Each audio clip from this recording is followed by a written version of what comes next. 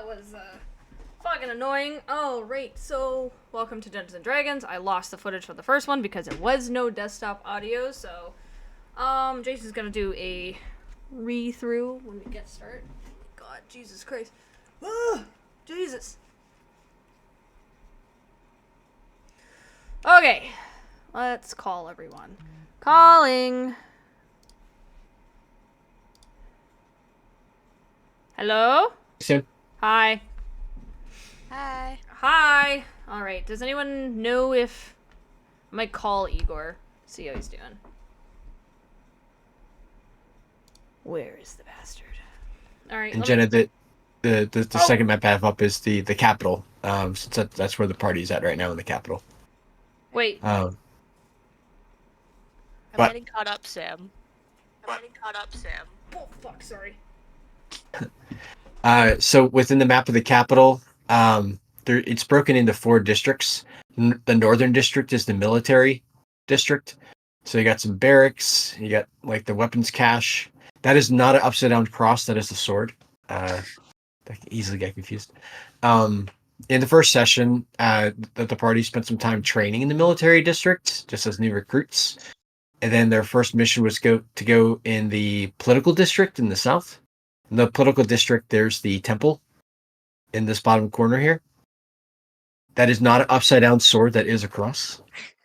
And then we also have a library, and the first actual mission was within this like speak bubble thing. It was the forum where all the ambassadors of the surrounding towns met to speak about the recent attacks.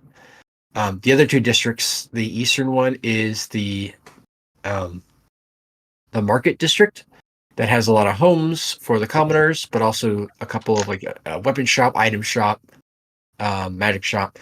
The eastern district is the entertainment district with an inn, a tavern. These little dots are these are some gambling halls, and then there's also a fighting arena. Think of like a coliseum kind of thing. But yeah, the party left off at the end of the session, in the forum after some speeches took place. So that's what we'll pick up once everyone's ready. Kiki. I just called Igor. How's he feeling? He's not feeling too good. Apparently, he's having a really bad headache all day at work, but he thought it would pass. He said he's gonna try to join later. It's just the medication hasn't worked yet. Has anyone gotten a hold of Dan? I just messaged him on the Snapchat. Nothing back from him. Okay. Was he at work today? Yeah? He might be with the kids. I mean, he might pop on a little bit, I guess. Putting the kitties to bed, or Yeah. I don't know, making dinner for his wife or something. I don't know. Yeah, it could be something like that. Sometimes those sleeper holds, putting the kids down, take a little bit longer to go into effect. Yeah, so that's probably because the last time he was telling me, his kids let him know last time we were calling because he was saying when we were setting up Jenna's characters that one of his kids woke him up and was like, "Your D&D group is calling." He's like, "It's not Wednesday." So he might, So Igor's gonna see if he can join later. I said the worst case scenario, I'm streaming this, so I'll send it over to him. That poor dehydrated bastard. Poor dehydrated bastard. Yeah, that's probably what happened. He's really bad for that. Was he out drinking too much? No, he just doesn't drink water at work. Oh. Also, yeah, sometimes he is out drinking too much, but I'm honestly leaning towards the fact that he's not drinking water at work and we work in a fucking kitchen. This man is like a menace for that.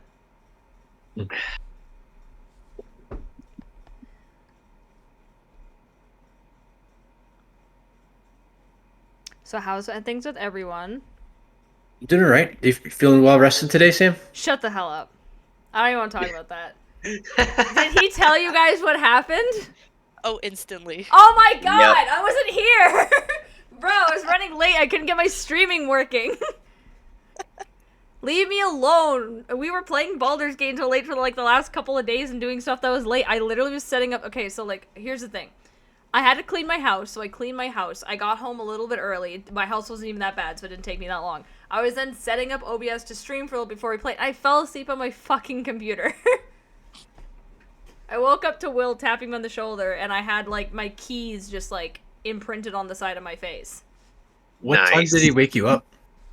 Like, I messaged you maybe 10 minutes after he woke me up, because then I was talking to him for a little bit, and then it slowly started clicking into me, because I had told him where we were the night before, like, when we played last, and he was like, so did you beat that fight you were telling me about? I was like, what fucking time is it? Damn, that's like 10 hours. I was so tired. Like, I was so tired. You fell asleep 10 hours at a desk? Yeah, and my back hurt, and my back still hurts today. It was. Oh my God. I didn't go back to bed until maybe 5 o'clock in the morning, and then I woke back up around literally like 8 and has been up since. 10 hours. 10 hours at a desk. It hurt. It was not pleasant. I honestly think it was. I was so exhausted this week because I was doing so much, and I was staying up. Like, the thing was, I was staying up late almost I probably had stayed up until midnight or 1 o'clock every day for like the past week and a half because I was so busy with stuff, and I work at 6:30 in the morning, so I have to be up like 4 hours after I go to bed. I'm I just wish I trying- could sleep 10 hours. The worst part is yeah. I don't know how it happened. Because, like, I qualifies as like a blackout at this point. That's fine. No, I don't know how to, the worst part was, like, I don't know how it happened because I don't remember ever putting my face on the desk. And your apartment, like, wasn't robbed or anything? My Like, apartment your- wasn't robbed. I didn't drink anything. I didn't take anything. You know what I mean? Like, I was literally completely sober. I was just, like, chilling. I was just, like, I had the thought to myself, I was like, as soon as I sat down after cleaning, I had the thought to myself, I'm like, I'm a little tired. And I was setting things up on OBS, and I was having the same issue that I was having actually a few minutes ago where I couldn't get the audio to work, and I figured out it's because my audio is working when I hook up my microphone, but I was just going to use my headset microphone. And I couldn't figure it out because I was so tired, and I was like, all I remember is trying to figure it out. So I remember, here, like, I'll share you guys my webcam so you can see, this is the last thing I remember. One second. How the heck do I do this? Here. This is the last thing I remember. 1 second. Wait for it to fucking load. Load, you bitch. Okay. I'm gonna need a persuasion check. Well, yeah, probably. Let me do that real quick. I got an 18. Persuasion. Is it gonna work? It was gonna require a nat 20 for your computer to cooperate. God damn it! Yeah, my computer hates me. Okay, whatever. I'm literally streaming. I could just do this.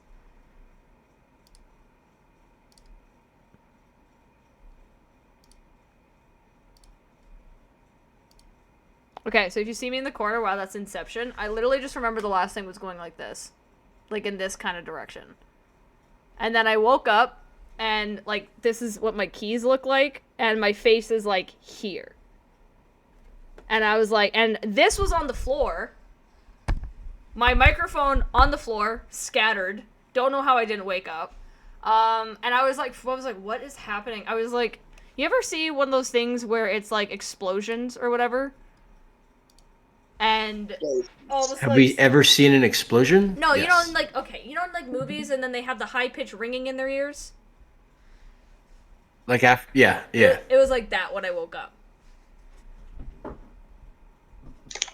Yeah, I think it was like, does that classify as a blackout? Probably, yeah. Were your rabbits playing with hand grenades or something? Honestly, I wouldn't be Have you- surprised. Maybe they wouldn't have hit me in the back of the head. Have you recently suffered a concussion? No, I haven't hit my head. I haven't done anything dangerous. I think I was just really overtired. There was a whole thing with my nephew the week before, and I think I just reached a stress crash out. Oh yeah, crash out. Yeah. It's not even like work was stressful. I mean, I guess Sunday was kind of stressful. I don't get stressed out during breakfast anymore. That's fair. It was more so lunch that was stressful, to be honest, because of all the sick calls and no-shows we had. Oh yeah. Yeah, we've been pretty bad. Like, even, yeah, the weekend was just exhausting, honestly. Like, just working. like Jason, we were busy, but we were also just extremely short staffed. Like at one point, like I'll give you an example for like 120 to 130 like dinner. They usually have like about 6 or 7, sometimes even 8 people working in the back. We had 110 person breakfast, and it was literally just me, Igor, and one other guy. Sam did it all. I did a lot. It was fucking difficult. Igor did a shit ton, but no, it's like the entire weekend was just like we've been hemorrhaging sick calls and shit. Like, yeah, a lot of people calling in. Yeah, like I got home at 6:30 on Saturday, and I think I got home a little bit like maybe 6 o'clock on Sunday, and I started at 6:30 in the morning. And I don't live that far away. Sounds like you were busy. We were very busy. Well, I'm good to go ahead and start. I know we mentioned, or at least I mentioned previously that I'm good to go as long as we don't have more than 2 people missing. Yeah, that's cool with me. I like hopefully Dan joins. The worst case scenario, like I said, I'm streaming this so they can catch up, and Igor's gonna see if he can come on. Sorry, I'm just now checking my messages to see if Dan messaged me, but I don't see anything. While doing that, for everyone else, if you want to go ahead and make sure that you get into D&D Beyond, get to your character page and everything, so you're good to go. I am solid. That's the page we got to like last time, right? Yeah. Yeah. You just need to go to your character sheet, see the campaign, and you're good to go. This way, whenever rolls take place, you're ready. So as a recap of our first session, I should say, the party within the capital of Halcyon joined the capital's military, and after some intensive training that included not only some individual skill sessions, but also concluded with a 4v4 group against a big brute of a person named Brutus and his lackeys. You guys took him out, took him down pretty handily, very impressively. General Hamlet, the leader of the military, was quite impressed with you guys and decided to give your team the initial mission to be on guard duty during the speeches at in the political district. During the speeches of at the political district, Empress Dali gave a speech to the whole capital, talking about how the town, or the city of Guiltcrest was recently under attack, and a lot of refugees are coming from Guildcrest. Very little is known. More information still being gathered about the nature of the attack. They don't know who attacked. There's suspicion that it was the rival continent of Blackthorn.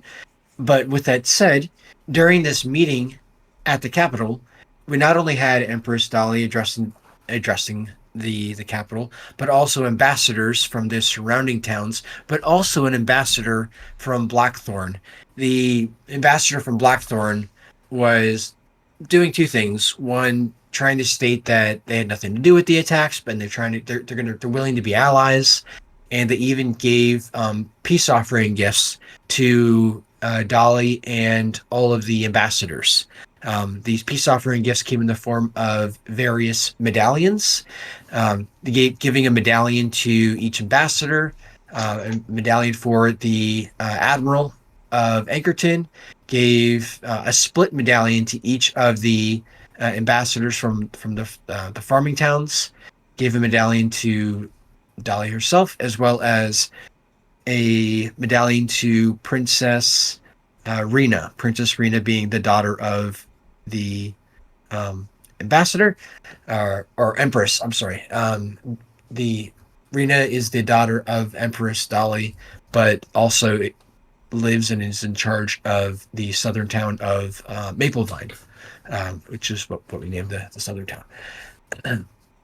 After the speeches the group decided to take a little bit of a closer look at these suspicious medallions, specifically at the medallions of one of the ambassadors from the farm village.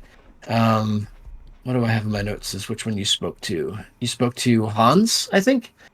Yeah, there was Hans and Pug, were the two ambassadors from the farm village, or the farming towns. And upon closer inspection, you guys were able to skillfully conclude that these medallions are magically imbued with some kind of beacon aura, but you weren't able to decipher much beyond that. You're just very suspicious about these medallions, and were able to have some good investigation and conclusions that something was up with these things. Don't know the nature. You don't know what the beacon is honing out to, but you know it does have some essence of a beacon aura about it. But yeah, after that, it sounded like the party was ready to kind of kick back for the rest of the evening, since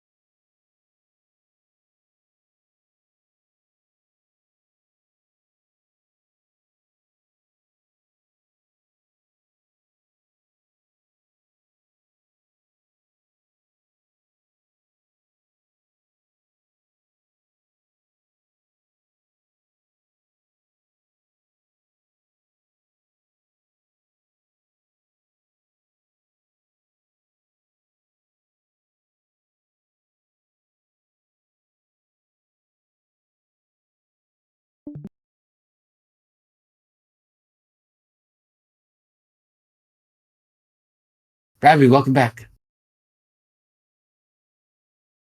It disappeared. Holy shit, Well, that was weird. Mid sentence, it literally just cut off, and I disappeared. happy to have you back. I literally put my head down for 1 second. No. What was the last part you heard?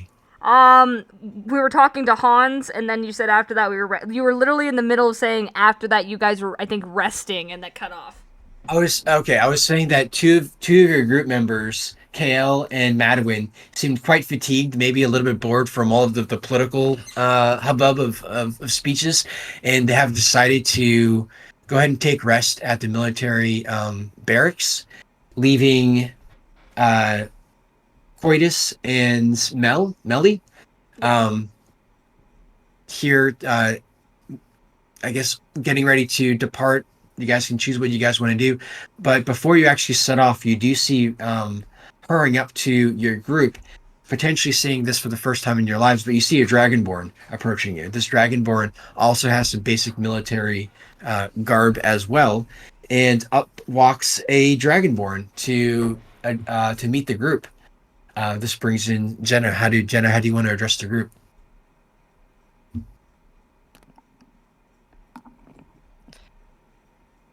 Oh my god, I don't know. Potentially a little bit late to the party, with coming in after the speeches already took place. Where do you think you may have been, or why do you think you might be showing up a little bit late?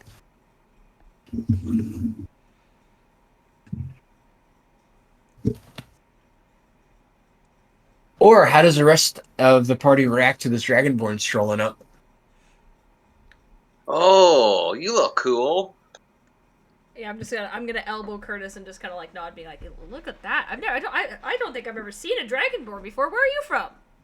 Old Dragonborn, nonetheless. Gold one too. Holy crap! Hi, where are you from? Hi, I'm from the countryside. I was took me a little bit of a while to get through the gate. Okay, that makes sense. What country? Like rural, kind of like from the forest area, like farmer. What'd you do before this?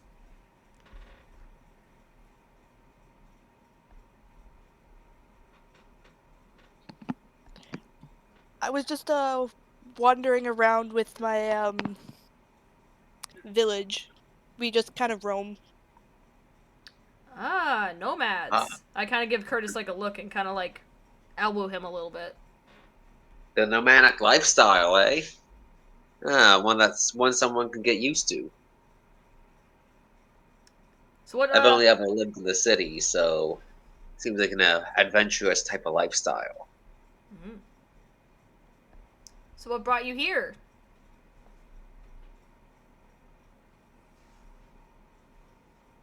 I was sent by my elders to find somebody. Okay. Ah, I'm gonna look over to Curtis and try to whisper, being like, "How you feeling about this person? You trust him at all?" I mean,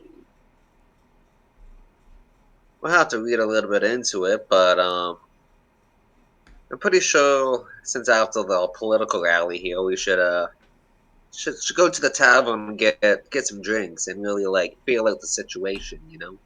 Okay. All right. Sounds like a good get to know you opportunity. Yeah. Why don't we invite them? You feel like you trust them enough for that? Yeah, let's go. Alrighty. Sure.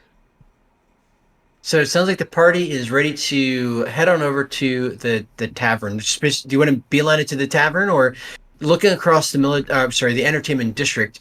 Quick reminder: you do see an inn, you do see a couple of gambling halls. There's a tavern as well as an arena. Now, with this being the evening time, the arena is not going to be active. The main arena is not going to be active, but next to the arena is a fighting pit, and there's always going to be a scrap or two taking place inside the fighting pit. The gambling halls are always pretty active during this time. The inn, maybe a little bit quiet at this point, but also the tavern would be pretty lively as people kind of make their way for their evening drinks. So just to confirm, Okay. tavern or anything else spark interest?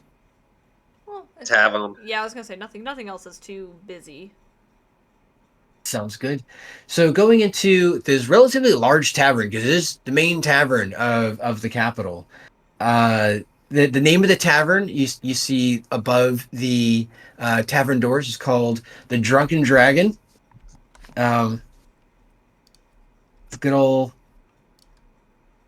D&D tavern. And as you bust in, you do see it pretty lively with one barmaid who is frantically scrambling to serve all these drinks. Looks like it's probably understaffed, or for some reason just the only one working for the evening. She sees the group walk in and she waves at you guys and be like, "Just let me know if you need anything. I'm Brewhilda," and she's looking around at the customers at the main bar, pouring beer. And handing out some small snacks and such, but looks really frantic and busy. You do see an open table, maybe we'll say like off in the corner, but most all tables are pretty crowded with all different sorts, whether it's soldiers, commoners, all different types. I'm having PTSD. From work. Yeah. I'm just like, I grab onto Coitus's arm and I'm just like blinking really hard and be like, "Oh God, this is so overwhelming." Brunhilde says, "If you guys want to help," no, I'm just wait any tables. No, I'm just kidding. I fucking will. Or wait. How much would you be willing? Like, what's the pay like? Or tips? Can I get tips? Well, you're certainly welcome to keep any tips that you make. But yeah, I could certainly use help serving out some drinks if you do have a spare minute. I was just kind of kidding, but if you're willing. All right. What do I have? Do I have to pass a check or can I just do it? To hand out drinks? To hand out drinks, but I also want to try to see if I can like get any tip money so I can get some extra money in my pocket. Let's do this. Let's say that she lines up 8 drinks on the table and tells Okay. you where they need to go. Okay. I want you to do an intelligence check to see how many drink orders that you remember. And for everyone that you remember, you'll have an opportunity to get a tip. Okay. All right. Do I have to do like 8 intelligence checks or just one? You're doing one, and based off your roll, I'm going to scale it to. Let's do a D8. Okay. Let's do a D8 with advantage. How about that? Okay. On top of the intelligence check or just the D8? let's just do the D8 with advantage and Okay. and see how many you remember.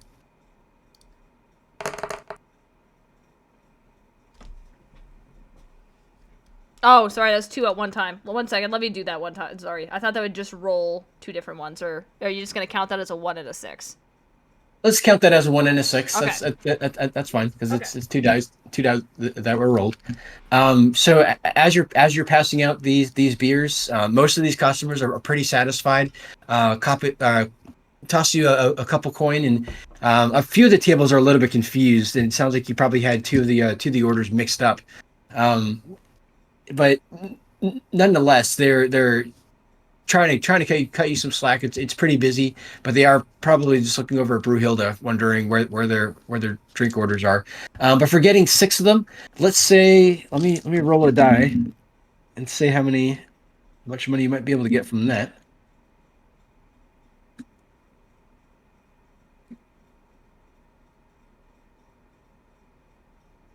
All right, we're gonna call it.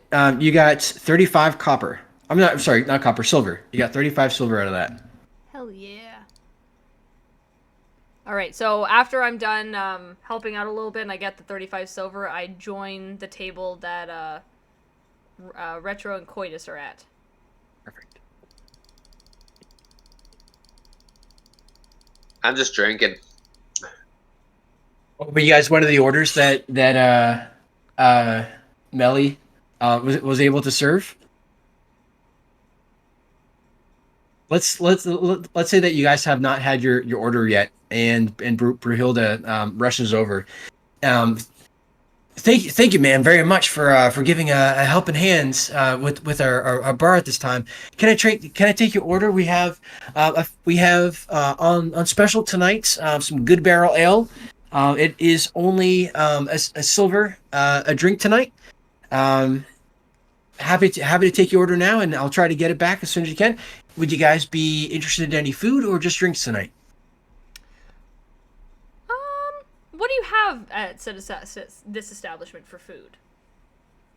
We have a few different breads and cheeses. Just some basic eats. I'm able to get some of that bread and cheese, but can I also get some wrapped up for my brother? He's not feeling the best, so I might bring some back for him. Oh, sure. Yeah. So if you want, is that going to be bread and cheese for all of you, or just you, or just you and your brother? I'll take some bread and cheese. I'll take some bread and cheese as well. All right. So she tussles back, gets you guys a plate of bread and cheese for each of you. So each of you, we'll say the bread and cheese is a silver. And did you guys order beer with that? Oh yeah. Yeah, we ordered beer. Okay. So let's see. That's gonna be 4 breads and cheeses, and 3 beer, or yeah, 3 beers. So that's gonna be collectively 7 silver. Is that gonna be all together or separate? I'll look at everyone. Alright. I'll get it this one time, but you guys owe me for next time. You're even gonna pay for me? I don't know you too well, but my mom always said it's better to get on the right foot than the wrong foot. So consider this that you owe me one. Sounds like a deal. Alrighty. All right, Brunhilde leaves you guys alone and lets you guys talk amongst each other, doing some get to know you stuff. Alright, so seeing as you owe me one, why don't you tell me a little bit about yourself? Because, like, I've never seen a dragonborn around these parts, and, like, just tell me a little bit about yourself. I'm so curious. I know you're a nomad, but, like, what, both your parents dragonborn? Are they both gold dragonborns? Like... Yeah, they're both gold dragonborns. I do live in, like, a nomadic village, and we move around, like, the country a lot, just not really staying in one place too often. So I don't really get to be in, like, a social situation this much. So I might be a little awkward. Okay. Okay. And then I kind of turn and I look at Coitus, and I'm like, I know we've known each other for a while, but you and I never actually really got a chance to talk personal, more so business requirements. So why don't you also just...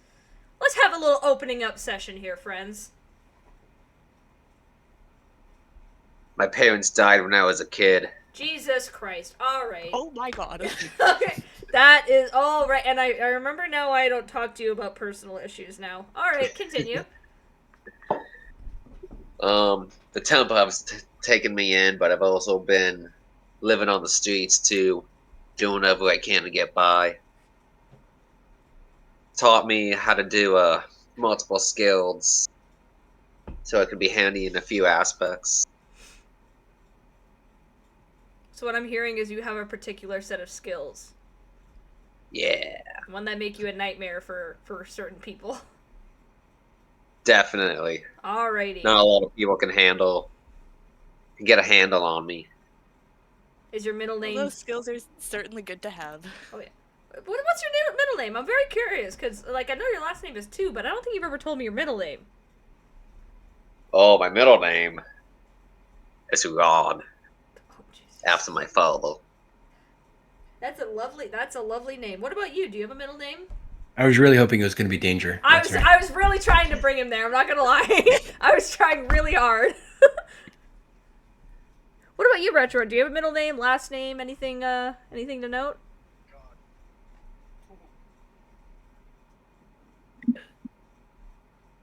Oh my god, I've been put on the spot. I'm trying so hard. You're doing great. Just pretend it's you and me talking.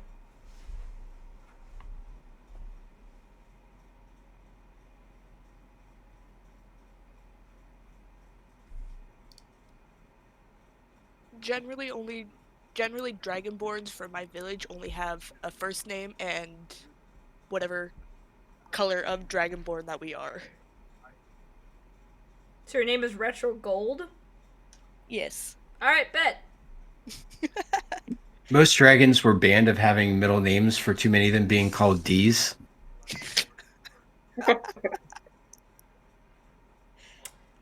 On that note, I start just chugging my beer. I just start chugging. Brunhilde, can I have another one, please? That'd be another silver, but yeah, another special? Yeah, I'll have another special. I kind of need it All right right. now. I'm making a fool of Another, myself. another special of Good Barrel Ale coming right up. All right. I do have some older stuff if you're looking for our reserve stock. Oh. But if you want to stick with our special, that's good too. Tell me about the reserve. Yeah, we have they don't produce this anymore over at the farm village. But we have some swill wine. It's vintage 2 years ago. Okay. And tell me the flavor notes of the swill wine. Is there some tannins? Is it a little dry? Is it a little bit more like a Chardonnay, like it has a little bit of lactic acid? Tell me a little bit about this. Honey, I just pour the stuff. I don't drink it. All right. How much does it cost? 1 gold. All right. They don't make it anymore, so a little bit more expensive. I will take one for myself and a round of the other regulars for my friends. I may be generous. Mix in alcohol. Sounds great. It's a great idea. I may be generous, friends, but I also need to be a little bit more frugal. So that's gonna be -3 more gold from Melly. Oh, it's too. I'm only getting them the cheap stuff. I'm getting the good stuff. Oh, okay. Bitch, I'm buying their drinks. They can fucking deal with it. I don't care. Is that gonna be 1 drink, 3 straws? You can bring. They can straw test my drink. Sure, they can have 1 straw test of my drink. Well, as you know, straws were outlawed years ago for pollution. Think of the turtles. But yeah, You don't Brunhilde's- sell reusable straws? we don't have that kind of magic around here. Yeah, so it brings back 2 Good Barrel ales and 1 swill wine, Alrighty, and that's a total of what, two silvers and a gold. Yeah. So, all right. So I take a sip. Is there any description of how this tastes, or is it just wine? It is arguably the most disgusting wine you've ever tasted in your life. Bet. All right. Perfect. Borderline vinegar. I want to try not to reveal that it's gross, and I looked at Coitus and I'm like, I'll tell you what. We've been friends for a while. How about you and I switch drinks? What about something called swill wine? Sounded appealing, but sure. Shut up. Shut up. I didn't ask you. I asked Curtis. A drink is a drink. He proceeds to take the drink and downs it. 2 gulps. It does have 20 ABV, so you are now poisoned. I was gonna say, can you make a Constitution check? Yes, let's do that. Let's everybody have to do a Constitution check. Just see how much this alcohol is going to their heads. All right. What am We'll I supposed have Coitus do a disadvantage for chugging an entire wine. Oh, So Coitus, you're gonna do a disadvantage. You roll it twice. We'll take your lower. all right. All right. I think that me and Retro Dra- are good, but let's see how Coitus is. Fail. No. All right. You know, it's all passing. You know, I was actually looking for at least a 12, which is a pretty common checkpoint for something like this. Yeah, you guys are all carrying your alcohol pretty well. Maybe if you guys do another round, it'll be disadvantage for everyone. Brunhilde, seeing if one you more guys are still round. good. One more round, Brunhilde. Are you actually ordering one more round? Hell yeah, brother. You guys are just doing straight drinking contest. We're doing fucking shots at this point.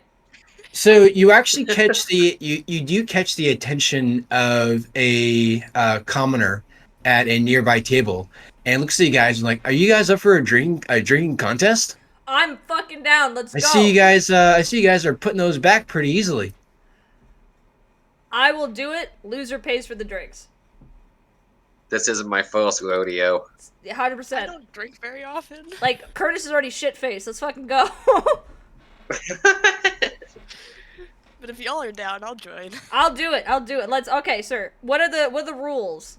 Yeah. So the rules are, and he pulls out a dagger and says, after you down an ale, you do the knife finger test of doing the tip of the knife in between each of the fingers. So you have a beer and do that, and that completes a round.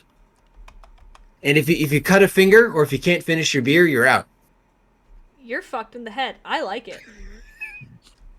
Bet. Alrighty. Alright, who's going first? Is it you first? Is it one of ours? Like, do we all have to go at the same time, or is it one at a time? Are all of you participating? Oh, I'm in. I'm in. If both of them are. Yes. The odds, yes, I love The the odds. odds. So someone's losing a finger tonight. I'm putting 1 second. Let me write that down. Someone's losing a finger. I'm putting that in my notes. All right. You continue. While I'm putting that in my notes. Little do you guys know, you guys are taking on the town drunk. So the way that this is mechanically going to play out is after a round, you'll do just a straight Constitution check. But the Constitution check is that the target score is going to get higher each round. And if you pass your Constitution check, then you're going to do your Dexterity check to see if you are able to go through like the whole knife through the fingers thing. If you fail your Constitution check, you do your Dex check at disadvantage. Okay. Now the Dex check is going to be a straight 10 goal every single round. The Constitution checks are going to start at 10 and it's going to go up by 2 every round, just so we're all transparent with our target numbers here. Okay, so is it starting off at 12 or is it up to 14 now? This is just going to be a straight 10 because you guys have quickly sobered up with after hearing the rules of the game. But yes, so you got the town drunk sitting down like, all right, I'll go first, and he picks up his ale and gives it a go. You realize that this man has already been drinking a lot, and he is burping and struggling through even this first beer. He gets it down and has like a grimace, like, all right, and then he grabs his knife, and with his knife proceed. Oh God. Oh no. I don't like that he starts laughing right away. That's not a bad sign. Yeah. It's never good when Jason laughs. Oh no. Proceeds to cut off every single finger on his hand. Oh my God, he did it now. That man, nat one.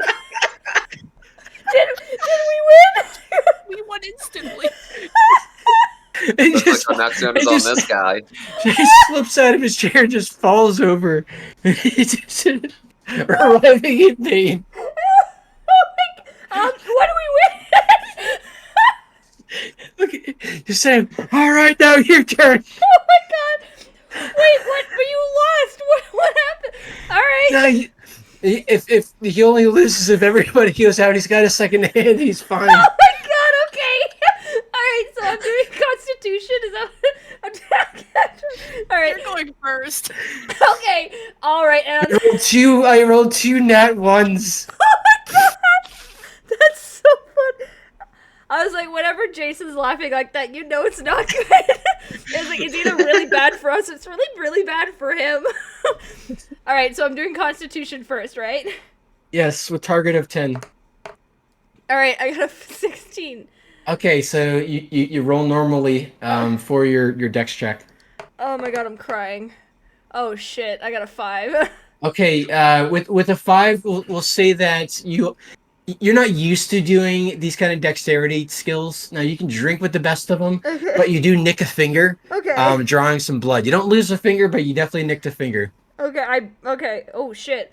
I take a deep breath and I just cover my finger. All right. I look over at Retro. It's your fucking turn. Fine. Oh my god, I hope What you am I not. rolling again? Constitution? Yeah. Yeah, Constitution. Oh, I got a 4. All right, so this alcohol is already going to your head, so you're doing your dex check at disadvantage. So you rolled twice. You rolled the dex check twice. Let's back up. For Melly, it needs to be sleight of hand. It wasn't just straight dex. This was going to be shit. sleight of hand. Oh, okay, sleight of hand. Okay, whoopsies. Yeah, let's have you re-roll your sleight of hand. Oh, boom! I didn't get hurt. Okay, no blood. You're good. You're good. All right. So Retro, you're doing your sleight of hand check, but you're doing a disadvantage, so you're gonna roll it twice. Take the lower of the two. What am I doing? It's at the very bottom near stealth and survival. It's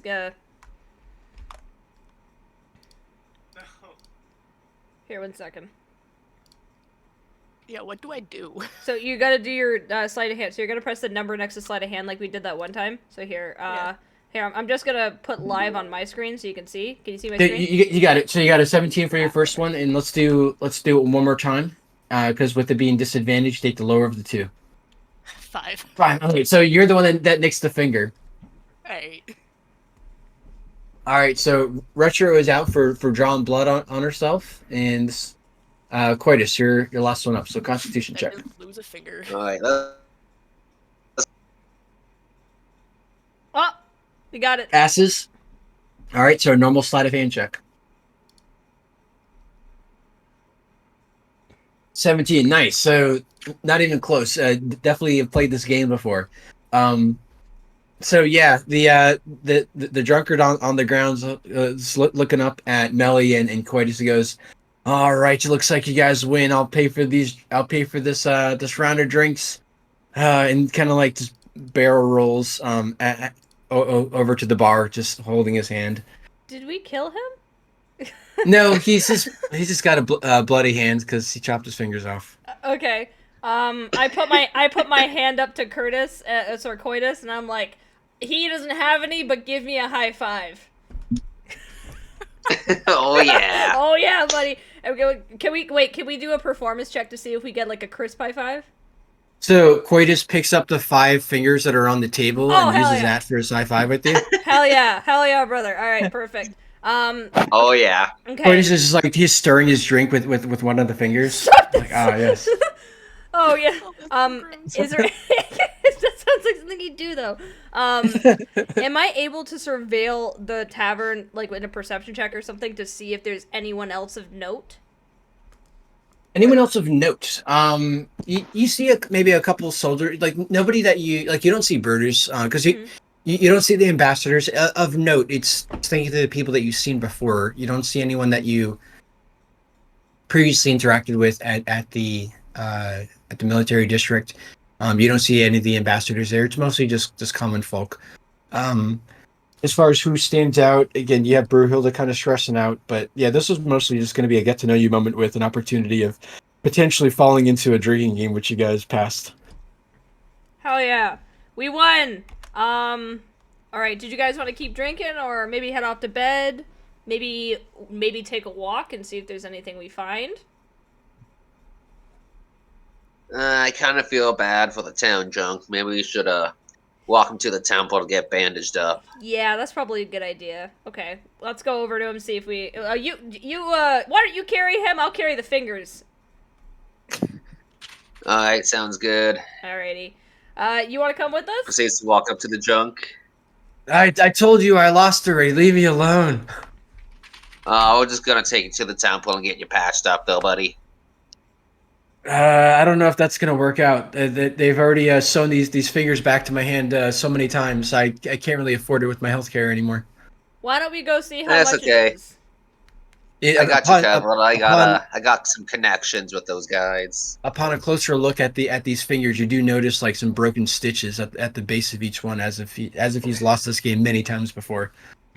Oh my god. So what have we learned today? We've learned not to do this anymore, right? Are you talking to the drunk? Yeah, I'm talking to the drug.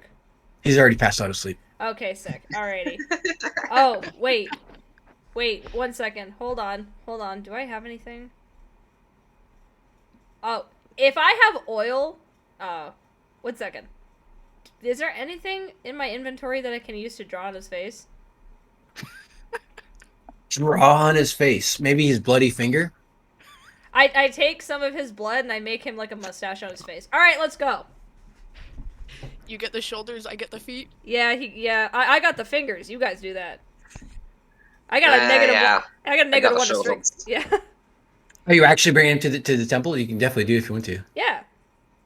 We're nice. Yeah, people. why not? Do the right thing. All right, so but he's gonna be passed out, and as you guys are carrying him out, you definitely are catching a lot of stares of people just looking at you like, "What the hell happened to this guy?"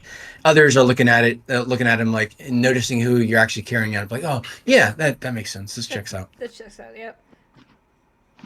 Yeah, so if you guys want to make your way over to the temple, outside the temple, even though it's the evening time, it's still pretty busy because, as it was stated earlier in the day, the temple is being used as like the refugee camp for all of the refugees coming from Guildcrest. So you see a lot of like downtrodden faces. People look very disheveled, very stressed out. Some of them crying and really having difficulty resting. You see a lot of clerics trying to tend to these people and taking them into the temple itself. But yeah, these people that are all kind of like lined up as refugees, they're not making eye contact. They're looking down at the ground, again trying to stay close to whatever family members are with them, but others looking like they probably have some missing family members potentially. As you guys approach, one of the clerics looks up and notices Coitus, and Coitus is going to notice that one of these clerics as someone that that Coitus has interacted with before. And the cleric's gonna go, "Oh, Coitus, is that you? What do you have here?" Just some junk who cut his fingers off so he can give this guy a hand. Oh, all right. Yes, we could certainly do our best. What happened to him? We were just playing innocent kind of sort of ball game, and well, let's just say he got a dagger through all 5 fingers. Old Five Finger Charlie. All right, let's get him in. We'll get him patched up. I definitely appreciate you swinging by. Now, question: do you have any offerings for the church today? Oh yeah, I can drop off about 25 golds. Oh, 25 gold. That's definitely a very generous offering. We're definitely it's definitely going to get put to good use and trying to get some extra food and blankets and provisions for all the refugees that were taken in. It's so terrible what happened over in Guildcrest. Some of these stories that we're hearing, just terrible. We're thankful that some of the clerics from Guildcrest have come along as well with these refugees and giving us a hand at our church here. So if you see a few unfamiliar faces, it's just some of the clerics from Guildcrest. Ah, I see, I see. Well, yeah, it's the least I could do for you guys for doing so much for me. Oh, of course, you've been such a help with us over the years. Alright, proceeds to hand over the money. The cleric takes the fingers and the drunkard and drags them into the temple. Was there anything else you guys needed help with today, or were you guys just bringing this guy by? Just bringing that guy by. Figure we're gonna call it a night. As you guys are doing this handoff, one of the refugees kind of waddles over to you guys and be like, "Are you guys giving out some money? Not for you, buddy. I've lost everything. My home in Giltrest is devastated. My family, they're all gone. It's just me. I've got nothing. I know many of us here have probably similar stories, but what we saw at Gilcrest, it was terrible. We have nothing." Oh God. Alrighty. Okay. If I swear to God, if you tell anyone that you think that I'm nice, I will haunt you. I'm gonna reach into my pocket. I'm gonna take out 5 gold and give it to him. Only 5 gold? Okay. I'm gonna put a T pause on this. What is the economy like? How much is 5 gold equivalent to roughly? 5 gold is equal to 50 silver, 500 copper, half a platinum. What I mean by that is like, what can that buy in this economy? 5 gold? Yeah. It'll get 5 swill wine ales, Okay, I picked up on that. a whole bunch of good barrel ale. But it's enough to get pretty good common provisions, basic provisions. Like obviously nothing like swords and potions stuff like that. But it'll definitely cover the basics of a night at the inn, or blankets and new clothes and stuff. Okay. I guess if you're thinking of it in terms of like actual real world money, it's close to like a dollar a gold kind of equivalent. Oh, it's like $5? Or I should say a silver is a close equivalent to a dollar. So if you multiply that by 10, it'd be about $50. Okay, about $50. I'm like, this is just a start, but if you go over to the tavern and take a night in, try to write to the my merchant guild. I hand them a card, and I'm being like, try to write to my merchant guild and see if maybe there's some small work that you can do, but at least you got a roof over your head for the night. Oh, that's I really appreciate that. And what was your name? Malinoe. I can't pronounce that, so can I call you Millie? That's fucking fine. Don't worry about it. It's common. I've never heard it before, but I'll take your word for it. Yeah, no, okay. All right, can we move on from my name? Just go to the inn. It's totally fine. My parents are weird. Okay, we're moving on. Just mention my name, and they'll see what they can do. All right, the refugee kind of waddles off, and again, just looking really sad as they go about their business. Alrighty, I turn over to the others. Is there any other business that you guys want to attend to, or should we probably get? We might have some training in the morning, so maybe we should crash. I mean, we're kind of stumbling about right now, dragging a drunk guy around, or was, I should say. Yeah, I'm down to head back to the barracks. All right, I want to go check on Kale because he wasn't feeling very well, so I'll drop off his bread and cheese in his room. Okay, no gambling. Oh, That's no, fine. you guys want to go gambling? You guys want to go gambling? Pause. I forgot about that shit. You guys want to go gambling real hot, quick? You guys already gambled with your fingers, I guess, technically. I'll gamble again. What is it called? I'm on a winner streak right now. No peer pressure to sin the night. You guys want to go gambling? Like, oh, sorry, gambling, was it the track, or what was the gambling? These red dot The red spots dot. are two different gambling halls. You guys want to... There's a place on the way over back to the inn where we can maybe stop by and play a game or two. You guys down for that? I've never gambled. We're gonna strike today. Alrighty. Sure, why not? We'll just pick one though. So why don't we? Can you give us any details on both establishments of the ins and outs? Yep. One of them is called Lazy Luck. Okay. The other one is called the Golden Rule. Alrighty. Which one draws your guys' attention? We'll just hit one, so we're not overdoing it. But which one draws your guys' attention? I guess if you're going based off of icons, Lazy Luck, the icon behind it is a die where what's the other one? The other one has, well, I guess they're all going to be die games because we actually have to play that way. Yeah, I don't think that's going to help. They have different games in them, but they're all going to be dice-based games, obviously, because that's what we base the game off of, D&D off of. That's fair.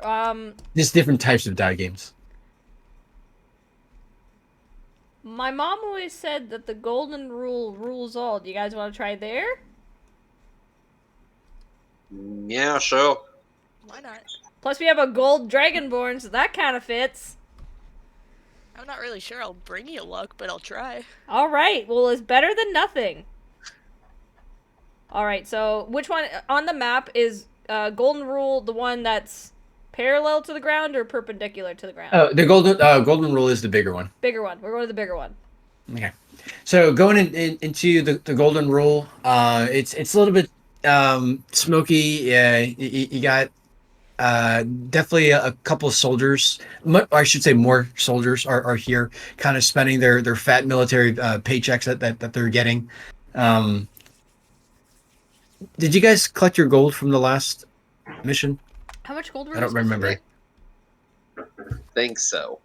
I'll put it this: I have 95 gold, so I feel like you would have added your gold if that's the case. It was it was a 50 gold bonus for doing the mission. I feel like Yeah, if we I got have that. 95, yeah, I probably did get it because I was like, that's a lot of gold. Okay. Bro, I'm at 12.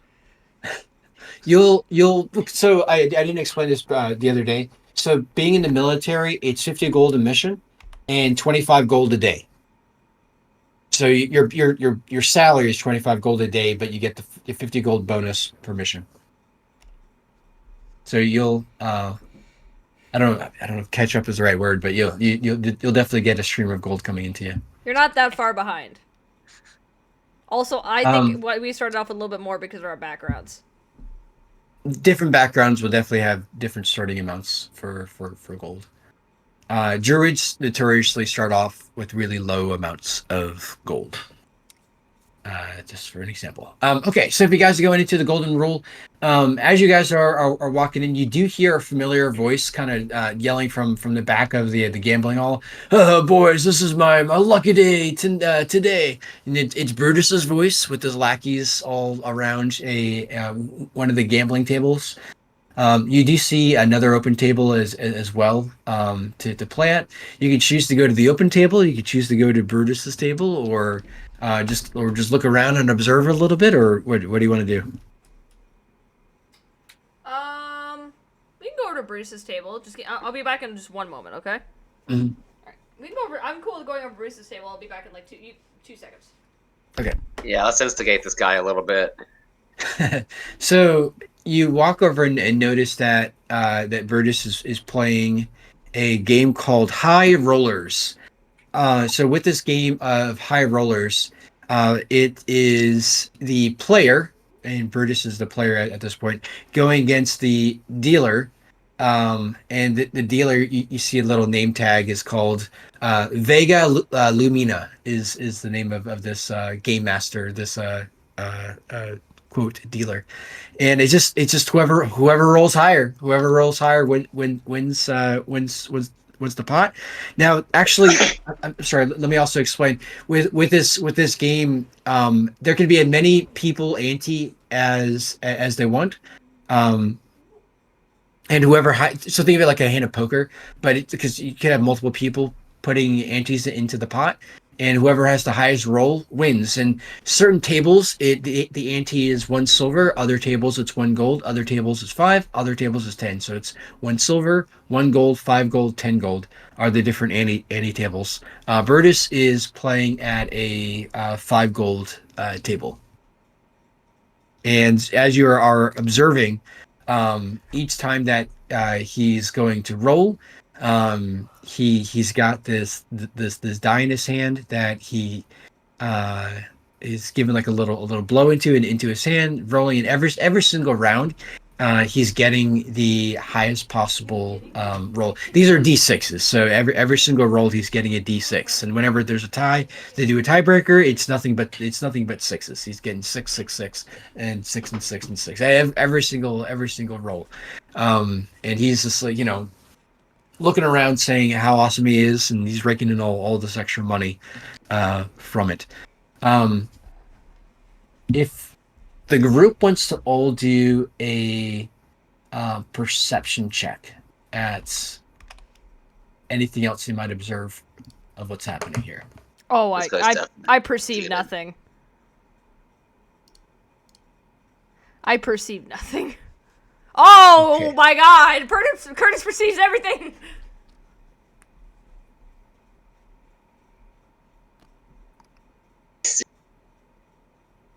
Okay, so with Melly and Retro's rolls, it just looks like Virtus is just on this tear.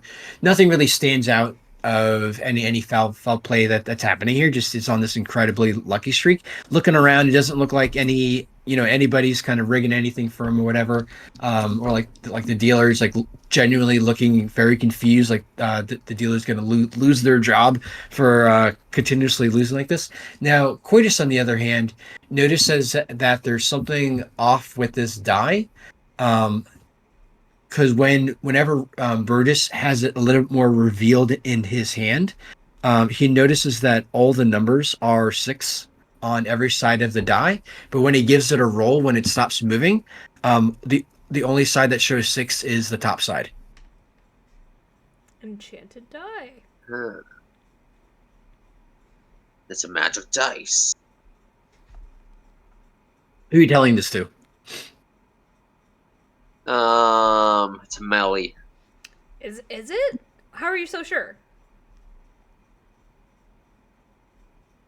I've been on the streets a while, and I've seen this kind of thing before.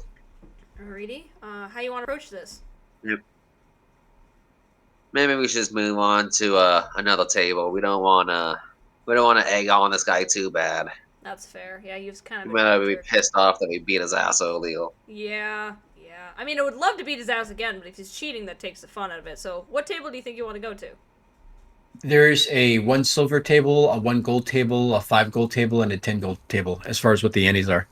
What you feeling? What are you two feeling? Because honestly, that guy's a jerk anyway. So why don't we try to sweep someone else? High roll, and let's go with the 10 gold. I'm going with 10 gold. Let's go with Oh, 10 shit. gold, I have no baby. money. Are multiple of you playing? Yeah. Wait. I'm just Why don't gonna we? observe. I'm in. All right, I'm gonna roll to see how many other people are stepping up to the table to play alongside of you, Okay. and there are 3 other players stepping up alongside of you to play the game. Okay. So that puts 50 gold in the pot. So- Oh, 10 from each of you, and 30 from the 3 other players. Okay. All right. And it is a high roll using a D6. Okay. I will go ahead and announce my 3 rolls. I got a 2, a 1, and a 3. Oh wow, okay. Wow. Beautiful. All right. Curtis, same time. all right. All right. 3, 2. 2, 1. I got 3.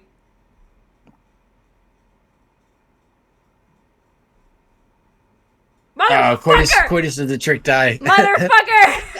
Rigged. No.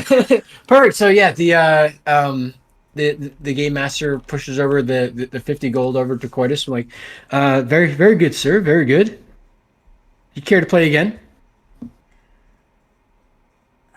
Double or Oh yeah, nothing. you can't end on a learning streak.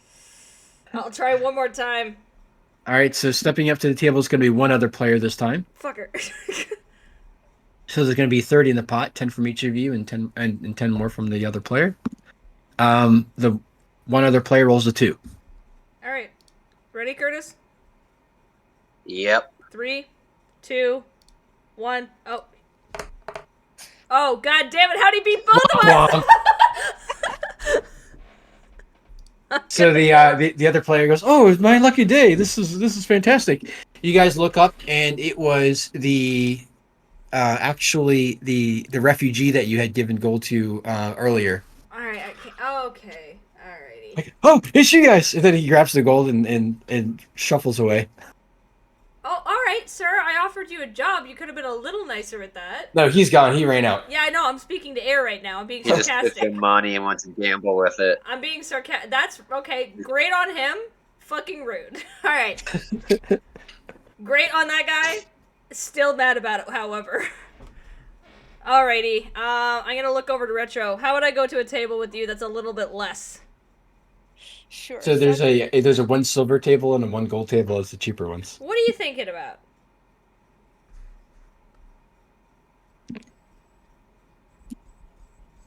Can we go to the silver one? Sure, we can go. Alright, well, let's go to the silver one. Okay, the silver one definitely is more popular because it is the Cheaper. least expensive of the bunch. How many of you are playing at the silver table? Coitus, you joining us? Oh, I'll set this one out. Alright. So I You guess... pour for his blood. Shut up. I don't even want to talk to you right now.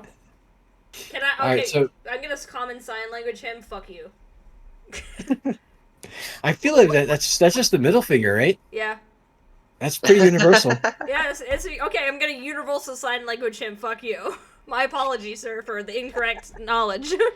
The whole universe knows how rude that was. That was very not angelic of you. I never claimed to be such. That's just my lineage. You know my name, not my story. You don't know me. You don't know me, Oh. bitch. All right, there are 8 other people at this table. I swear to God. But it's gonna be the same thing. So let me roll.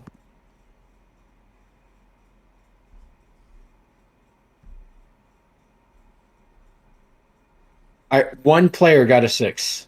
Oh god damn it! So we have to be at 6. All right, bet. Okay. Okay. Just gonna get rid of that silver while you're doing that. What am I supposed to roll? So go to the D20 at the very bottom left hand, and then you press it, and then press a D6, and then roll to everybody. 2. All right. Womp womp. All right, you guys lost your silvers. Do you guys want to go to the other gambling spot? Or do you want to keep trying here? Every few minutes, you hear just big uproars off in the corner of Brutus, just continuing to rake in this money. All right. Just he's getting louder and louder of how arrogant he's getting about this, and just how awesome that he is that he's such a winner. I'm like boiling over in anger, and I turn to Coitus, being like, "This cannot stand. I'm gonna go talk to him." All right. Oh God, Are here we you go. got my back if things go wrong? I mean, I don't not have your back. All right. You got my back. I turn to Retro if things go wrong. I got your way back, way back. Way back more. Okay, I'm pissed from losing so much gold. So I storm You paid over. for my food earlier. Yeah, she got my back. That's all you need. I'm pissed from like losing so much gold and watching Brutus like rake it in because he's cheating. So I storm over there and I'm like, "Oh my gosh, Brutus, how are you?"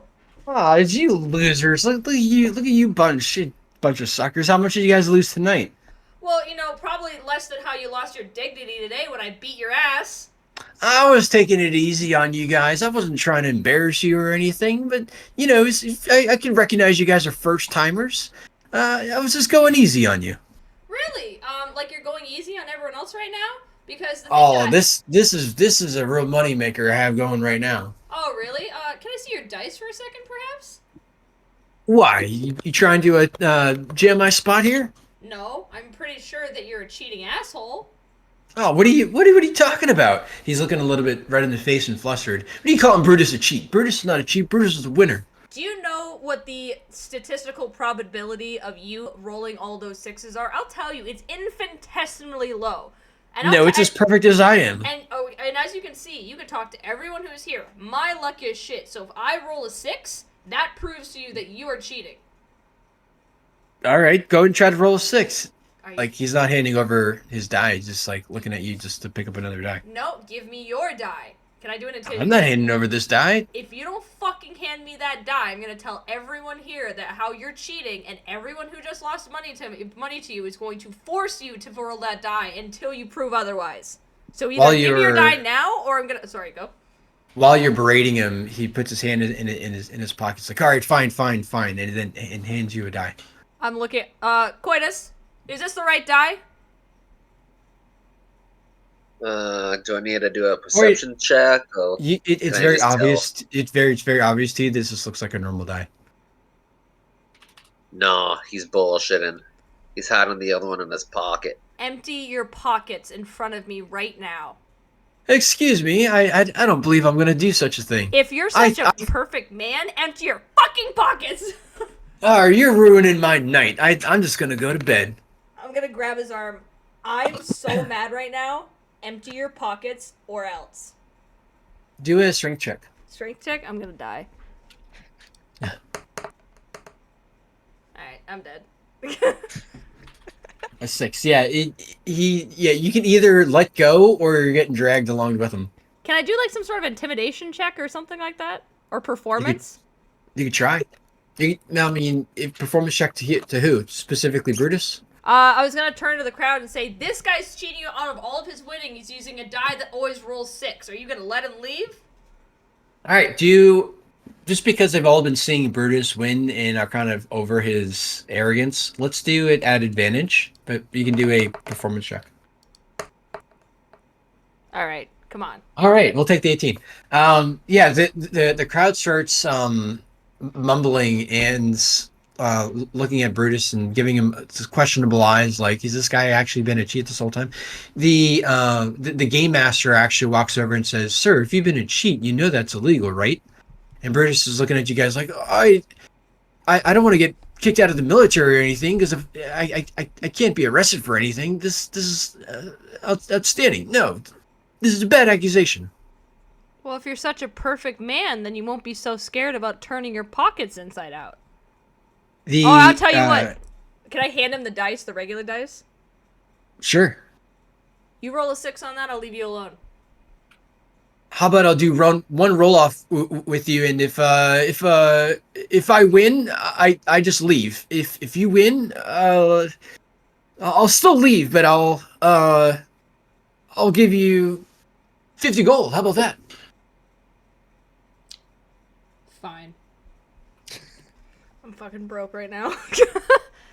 I'll be like, I also want an apology. I'll apologize if you win. If I win, you apologize and you treat me like I'm your superior from now on, and you tell me that you're not a perfect man. There's no way that you're gonna win, but yeah, go ahead and give it a shot. I want you to. I'm gonna take I'm gonna take a die off of a random table. You roll this die. No need. I got my own. Nope. You rolled this die. Nah, I'm using my lucky die. If you don't use this die, I'm gonna turn back to the crowd. I'm gonna say I'm gonna start screaming, and we're gonna have you. We're gonna have somebody else look at that die, including the game master. This is your one chance out. This die or nothing. You can choose your charisma check on this one if you want to do performance or persuasion. Okay. Okay. Yeah. So Brutus is definitely like fine and is willing to give it a risk. All right. You roll first. I'll roll first. 6. Are you shitting me? Brutus is looking up all beaming and smiling like, see? Can I slide a hand it to knock out the table? Can you slide a hand what? Can I slide the fucking dice off to hit it off the table? I'm gonna You die. can do a sleight of hand to knock into the table, and it'll knock the die off to a different side. But that's gonna have to be a pretty good subtle knock. Let's say it has to be at least a 15 check.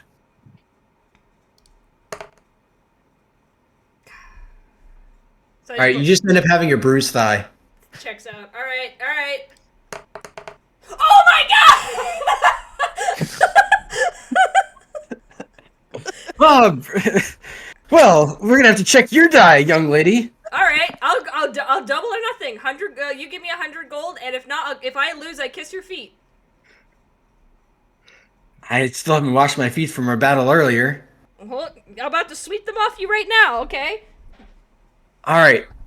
He's looking around and he's feeling a lot of peer pressure right now from the crowd. I'm He sweating. British rolls, and it is another 6. No shitting, no shitting at all. Can I try to slide it again?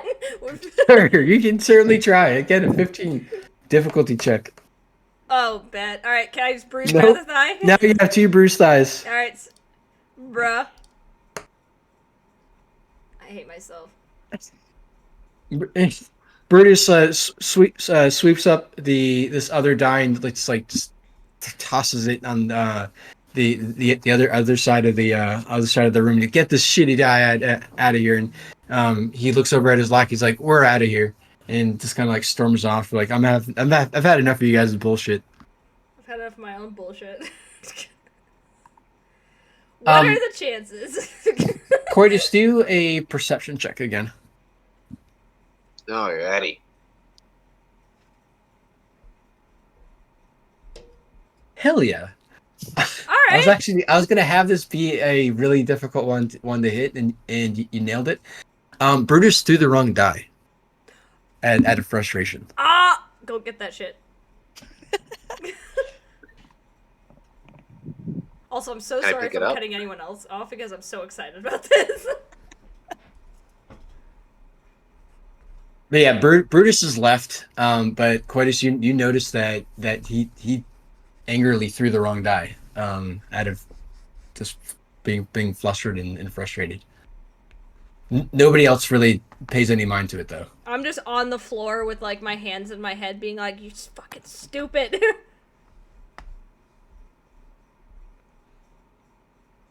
Did he leave the fixed die behind? Or... Go get the Yeah, die. so yeah, you notice that he threw the trick die across the room when he meant to throw like a random like good one. But yes, like the trick die is just now just chilling in the corner of the room right now. I go over and I pick it up. You can add to your inventory what's called the charlatan's die.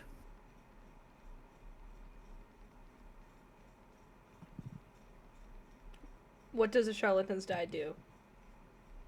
It's just always 6. That's what it's. What is any other?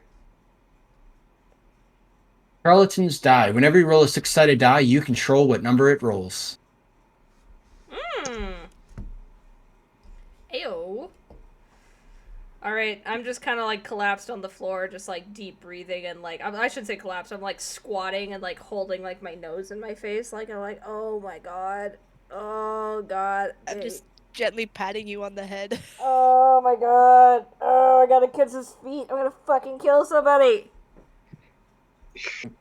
Coitus turns to you and says, "Triple or nothing." Alright. Just kidding, don't do it. Alright, no, I'm just kidding, please don't. I don't know. Pretty Alright. sure your luck is bad enough right now. Shut up, I know. I've been, just so you guys know, I'm texting Igor what's happening, so he's in the loop, but I just texted him what happened. And he's laughing at me. Nice. Yeah, it's kind of wild though that like legit Brutus just got like real 6s on that. I believe you, and I got so fired up, I was cutting that man off, I was mad. I was mad at him. And I was like, no, you don't get to talk, and then he just fucking owned my ass. Got my ass handed. All right, I'm either cool. Do you guys want to check the other place out or go to the tavern? Because honestly, I'm fine with either or. No, I think after all that drama you made, I need another drink. Okay, we're going to the other gambling den because I've made a fool of myself here. Other gambling They den? still have alcohol. Did serve out? Yeah. Of course. Okay, yeah, let's go. I don't want to stay here anymore because I feel like people are staring at me. Just like I'm like covering like the sides of my face like in shame, like being like, let's just get out of here, and I'm like speed walking to the exit. The more embarrassed you feel, the more of an angelic glow that your being has. I'm just like, shut the fuck up, stop that. Being like, that's like something I hate that I'm gonna add that to my notes. That's like something I hate happens, and it's like I'm like super embarrassed, and my face is like bright red. And I'm like, oh my god, of course this happens right now. You want it that instead of turning like bright red, that you just have a angelic glow instead. Yeah, yeah, I like that. Yep. So the other one was called Lazy Luck. All right, we're going to Lazy Luck. So Lazy Luck has a gambling table where the game is called Do or Dice. In Do or Dice, you roll a d4, and if it's odd, you lose the bet. If it's even, you win twice whatever you bet. The max you're allowed to bet is 100 gold. And you're not allowed to play more than 4 times a day. Okay. I'm just adding what happened into my notes, so. So you can bet whatever you want to bet, up to 100 gold. On the odd, you lose. On the even, you double your money. Up to four plays per person per day. All right, I'm gonna bet 10 gold, and you said so even I get double, odd I get, So odd you lose, even you win, double your money. Okay. And it's a D4. It's a D4. All right, I step up to the plate. Bartender. It's the game master's called Quady Cloverfield and they're a halfling. Okay. And as you may recall from halflings, they are notorious for having good luck. Oh god. Oh, sick. Okay. All right. Can I get one drink and one game, please? Sure. The drink they say they serve good barrel ale here as well. For a silver. So same as what they had over at the tavern. Bet. So minus the silver for that. And Quady is like, good luck, lady. And he's flipping a coin the whole time. And just watching and waiting for you to play. Okay. I buy a round for everyone so they all have a drink. All right. And then I'm going to bet 10 gold, and it's a D4 you said? Yep. I'm gonna That's a win, right? That's a win. So you get you bet 10s, so you just doubled your money, so you get 20 gold. We're coming back. Oh my god, we're coming back. I'm gonna like cheer off and just be like, finally. Oh my god. My luck is turning around. Does anyone else want to try? It's an easy game. It's an easy game. Even the lady here won. Thanks. I feel I like think I've had enough gambling for tonight.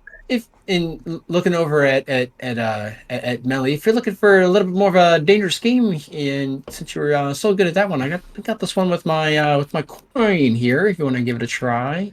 What define? What's the game? It's called the Rival. The And he shows you the coin, and on each side of the coin are 2 different animals. It's like a bear and a wolf on each side. And he's like, yeah, you just you flip it and you see what happens, and then last man standing wins. What do you mean last man standing wins? You'll find out when you play. Oh, and riddle me this. Is this dangerous?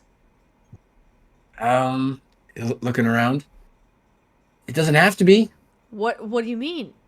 If you get a heads, What happens when I get tails? then it's gonna be dangerous. What happens when I get heads? You probably win. Win what? The coin. I don't know, because I won't be standing here.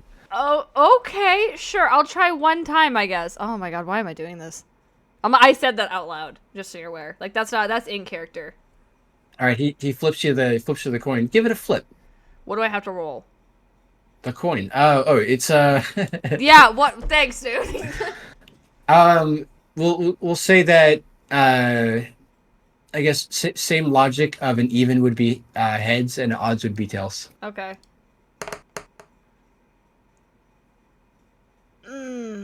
As you see it hit tails, you feel yourself getting this really bad headache, just coming over your being, and you take 1d4 psychic damage. So roll a d4 to see how much psychic damage you take. All right. Holy. Now I'm mad. All right. Okay, one more Looks like time. you got a headache there, lady. Do you want to flip again? Fuck you. One more time. What is that? What just happened? What is? Yeah. You gotta be shitting me. All right. All right, roll a d4 for 1d4 psychic damage. Somehow Another one. Yep. It looks like your headache's getting a little bit worse there. All right. I like pinch the bridge of my nose. I'm like, honestly, I've had a really bad day. I don't care. 1 second. I'm trying to change. There we go. I don't care. I'm doing this again. I've had a really bad day, and I'm apparently I'm a gambling addict, and apparently I'm a gambling addict. Don't worry. I know the drill. Okay. Well, somehow this is working out. All right. One more time. Roll a d4, not a d1. I know. I'm sorry. I'm not good at this. Are you shitting me? All right. I'm trying literally one more time. I'm literally like. How much health do you have? I have 7 health. Gambling your life away. Yeah. You have like this migraine that starts coming over your being. We're long resting after this. It's fine. Okay. All right. You know what? Double or nothing. I'm doing it one more time. I think All you right. might have a gambling problem. I might have. I Oh might my have. God. I might have. We're a can- definitely, I we're might have. definitely exposing something. No. Okay. 1 second. No. I'm doing it again. No. There's no way. There's no fucking way, bro. All right. 1 second. I won't die. Really, I won't- stop. Okay.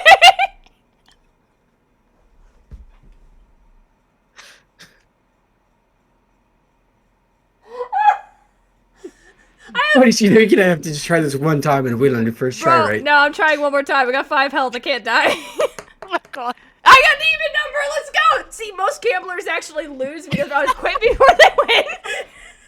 While you're having like you're starting to get like a nosebleed, your Yeah. headache is getting so bad. Woo! Like your ears have like a trickle of blood coming out. Your eyes are all bloodshot.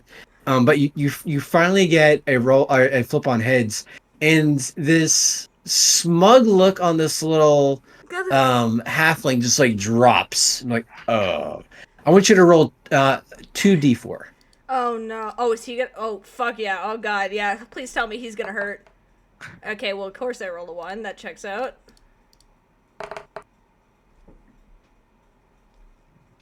And he grabs his own head for a second, and like doubles over. And again, he's like a regular being. He's not, a soldier or adventurer. Mm-hmm. And he's like doubled over on the floor.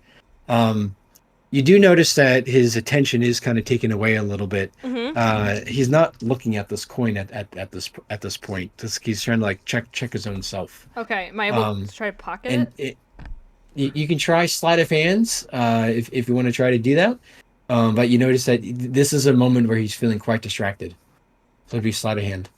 Okay. A 14 would be enough to sneak it away. Okay, I'm gonna kneel down, I'm gonna reach in, I'm gonna like pocket it, I'm also gonna like and to distract him even more, I'm gonna wipe my nose with blood and like point like wipe my bloody nose and like point my finger at him and be like, don't fuck with me. I'm crazy and I don't care. It's true. Do a intimidation check. Why am I good on all these rolls? What the fuck? Because they're D20s. Okay, checks out. Thank you, sir. And he looks up at you. He's like, I wasn't even supposed to play. The last person I played against ended up dying. I just got my job back just today. Don't tell anybody that we played. Fine. I won't tell you. Just go. Okay. All right. So I stand up. I'm super So woozy. you can add to your inventory it's called Rival Coin. Okay. Rival coin inventory. Manage inventory. Add items.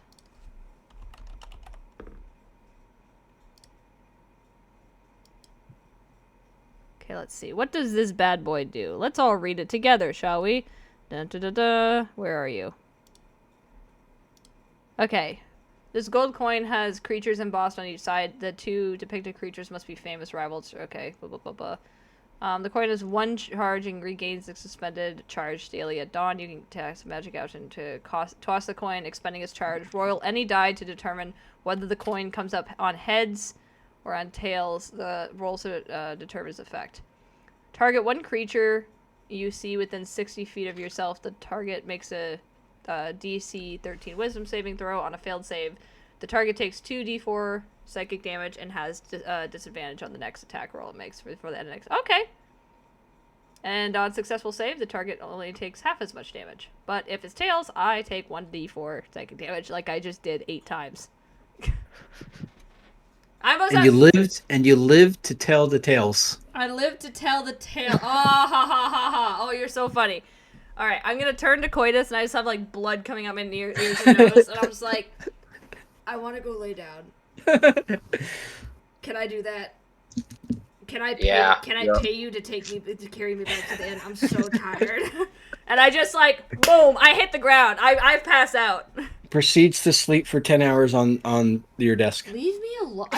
I cannot believe that you told them that I was 6 minutes late. You told them that immediately. You shotgunned that, like literally. It's a great icebreaker. But what happened? Like, genuinely, did you just turn on and be like, guess what happened yesterday? More or less. Oh my god. That's pretty much more or less the actual wording, too. Oh my god. Alrighty. Well, moving on. My character's passed out like I was last night. Curtis, take me home. It's pretty much the title of the only book on my coffee table at the moment. Was just Sam passes out while I'm trying to get Baldur's Gate ready or whatever?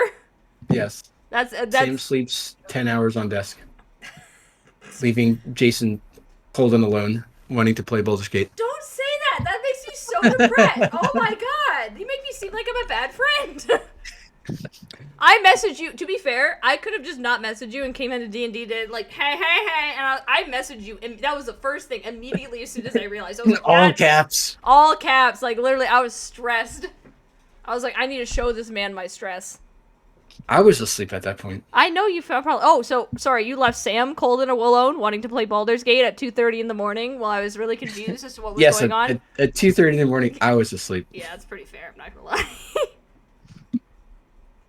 So you guys make it back to the barracks. You guys stumble in. Maybe a little bit tipsy from the tavern, quite bloodied from gambling actually. I guess even Retro has a little bit of a nick on her finger, so not fully unscathed yourself. Except for Curtis.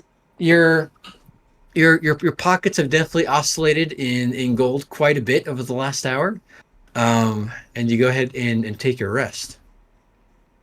Okay, that's a long rest, right? Yes. Okay, great. So you do regain all of your hit points. See? That's why I was gambling. I knew we were about to sleep. And then we also get my spell slots Sure back. glad you guys were not attacked by a bunch of goblins on your walk back. Oh, well, thanks. Thank you for that. You benevolent sir. Thank you so much. Alright, so we have slept. Shall we awaken? I don't know, do you? I might be out. Like, I might Constitution check to see if you wake up the next morning? I rolled a 19. Does that count? Only a slight hangover. Okay, sick. Only a slight hangover. Perfect. I guess I wake up and I'm like, what the fuck? Oh, what happened? I don't remember a whole lot of nothing. I'm like, everything's kind of blurry, and I just like reach into my pocket. I'm like, where did I get this coin? And then I flip it.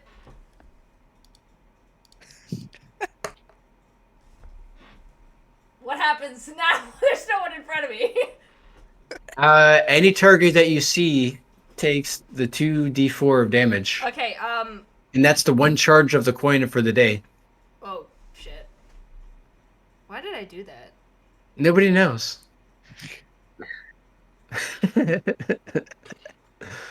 So not only was that the one charge of the day, somebody within eyesight is taking 2d4 damage. Okay, who's around me? The whole military barracks. I'm looking at Brutus. Looking at Brutus. Yeah. Okay. Roll. Do you want to roll the damage die for Brutus taking some damage? Hell yeah, brother. Alright, fuck you, Brutus. Brutus wakes up like, no, I didn't drink that much last night. He's holding his head. I'm like, what is going on? I had this worst nightmare right as I was waking up. Alright, alright, bet. Yeah, you seem kind of just like rolling over in pain a little bit. I'm still oblivious. I have no clue what's going on and being like, huh, loser. So just to put a temperature for the group, how long were we trying to go for the evening? Curtis, do you have to work in the morning? Nope. No. I think I that have to work at midnight. yeah, you have to work at midnight. I'm cool with going a little bit longer if you guys, because we did a long rest and we're not doing too bad with the other two. Like, I'm cool to just call it here. It's up to you guys. Work at I midnight definitely sounds like not a lot of time. Yeah. I can go to at least 11. Oh shit. That's definitely on you. With having to work within a few hours. It's all good. Okay. I slept for most of the day. Oh, nice. Okay, so as you guys wake up, General Hamlet walks into the barracks like, up and at 'em, everyone, up and at 'em. Everyone, all the other soldiers are starting to fall in line, and General Hamlet is addressing the group. Please break off into the groups that you guys have been assigned. And I'll go around and tell you guys your missions for the day. He looks over at Brutus. Brutus, get your ass up off the bed. I don't know why you're still laying there. Brutus is still like holding his head really bad. Be like, I'm sorry, sir. I'm sorry. It was a long night. Brutus also looks over and notices that Kale and Madwin are still passed out of sleep. And he goes over to like shake him, and they're totally knocked out. Like they must not be used to these early mornings. Well, I'll talk to them when they get up. And then looks over at the other three of you. Be like, get in line. I'll be right around to give you guys your missions for the day. All right. So as General is going around, speaking to each group, when he reaches you guys, this for your group, since you had a chance to meet some of the ambassadors the other day, what I would like to task you with is to escort one of the ambassadors back to their homeland, back to their hometown. But I'll actually I'll let you pick, since you seem to have a good impression on the ambassadors. I'll let you actually pick, and whoever you don't pick, I'll get that assigned out. There's Princess Rena, to escort her back to Maplevine. I'm sorry, Maplewick. To escort her back to Maplewick in the south. You're also welcome to travel with Hans and Pug back to the farmlands. They definitely had a lot to say about you guys, and how friendly you guys were, and how seemingly helpful that you guys were when you guys were speaking with them. There's also Admiral Seamel of Edgerton, and with any of the one that you choose to escort, they each respectively have some needs for their own respective towns that might give you some additional work while you're down there before coming back to the capital. I'll let you give you a moment to discuss. I'll be right back around to see who you'd be interested in escorting back home. I'm just making sure we also got 25 gold because it's the start of the day, right? Yes, correct. Okay, I just changed Each that. of you get 25 gold to your inventory for start of the day. See, Jenna, now you have 32 gold. Time to go gambling. Fuck the missions. Hell yeah, we're going back to lazy luck. Let's go. I have monies. Oh yeah, back to the dens. Right, I'm feeling really stupid for already. I forgot that coin had 1 charge. I used it like 8 times in front of the guy. How was I supposed to know? I didn't just like read it 2 minutes prior. Oh, yeah, that's fine. Oh, I was teasing. All right. Don't think about it. Don't think about it too hard. Don't think about You'll it. hurt your head. That's my head. You already had the hangover. My head. Why do my ears hurt? Oh, my nose. Okay. Only the last one actually counted. All the other ones were actually just you had lost. I was just hurting myself. It was your own frustration for a yeah. reason. I was my psychic damage. I was doing it to myself. It was your own demons. It was my own demons. Oh no. I go up. I look over at everyone. What do you honestly? What are you guys feeling? Like I kind of like Hugh and Pug, but if you guys want to try to do something else, like I kind of Hans. get it. Hans. Ooh, Nothing. Hans and Pug. Ignore me. Ooh, I apparently didn't like them that much. I'm sorry. No, you're good. No, I I meant mean, like. well, I didn't meet any of them, so this is all on you two. I mean, it seems like we've done some work with the whole suspicious medallion on their friends, so maybe we should go with them. yeah. But on the other hand, we could always try and go in with someone else and maybe try and pickpocket the medallion and see what it's all about. Get a closer look at it, you know? That is true. Yeah. And then I do know people in Maplewick, so that is always an option, but it's all up to you guys. I can roll out the way.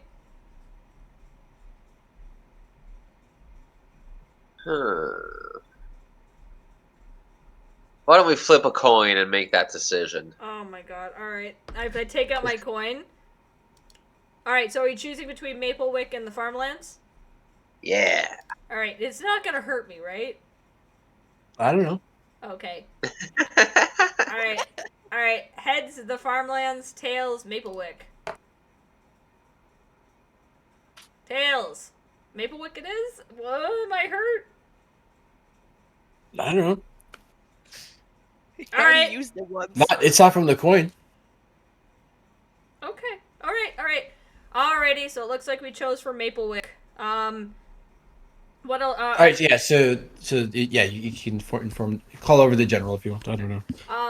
We called the. But before we do that, I write down a note of where we're going, and for Madeline and Kale, and I just inform them so in case they catch up with us, or else maybe they want to go to the farmlands on their own and help escort them, just to give them a bit of a heads up, and then we called the general. So the general comes over, and what has been your decision? We're gonna go to Maplewick and bring the princess there. I'm sure the Empress Dolly will also be quite pleased with that decision. She definitely holds her own daughter in high regard. I'll let Princess Rena know right away, and they'll be waiting for you at the South Gate. South Gate being To the south. down here. There we go. Alright. South Gate being down there. So you are dismissed. So they'll know to essentially whenever you're ready. There'll be Princess Rena all ready to have a caravan for you guys to join. Alright, I'm gonna click my thing to my rival coin so I know I don't have a charge of it anymore. Alright, I'm ready to go whenever you guys. Actually, no, is there, there's some shops we can go to before we go, right? Yeah. Did you guys want to go to any of the armories or, like, the potion shop or anything like that? I feel like maybe we should go to the potion shop. At the very least. Yeah, get some healing potions or something going just in case. Yeah, because, with my luck, I think we're gonna need it. Alrighty, so... I'm sorry, you said item shop? Item shop. Right. In the item shop, they have just because provisions are fairly strapped right now with trying to supply the military. They only kind of have some basic stuff at the moment. They do have each kind of kit that you would be interested in. If you note on your respective character sheets on the bottom left-hand corner, it describes which kits that each of you are proficient with right now, but you might want to double check to see if you actually own one or not. Just because you're proficient with it doesn't mean you actually have it right now. So you can, if you're interested in buying a kit, there can definitely be one for sale. Other than that, what's going to be available are basic potions of healing Mm-hmm. and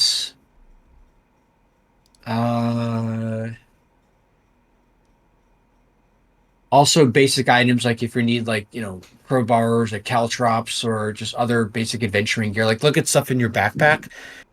And like if you need any extra of any of those items in your backpack, they would sell any of that stuff too. Okay. When we have things like rations, how long do rations last for? Like one thing of rations. They're good for a day. Now, do keep in mind that being in the military, you do get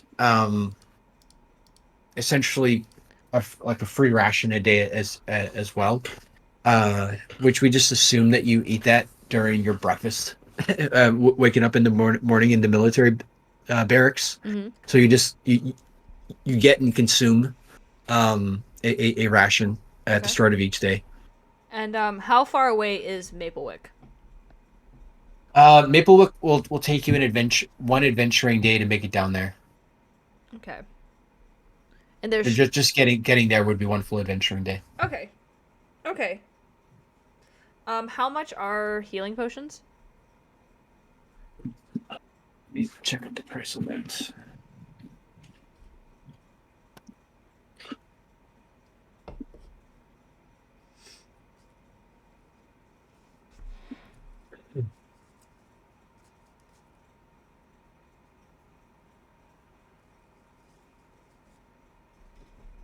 Oh, it didn't show the price here.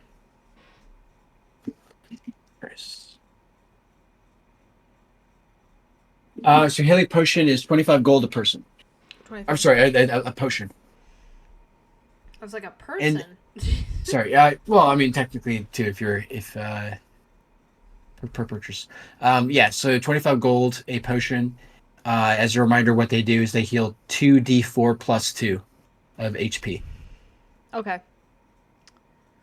Alrighty. Let me see what my spells are like. Do we have any?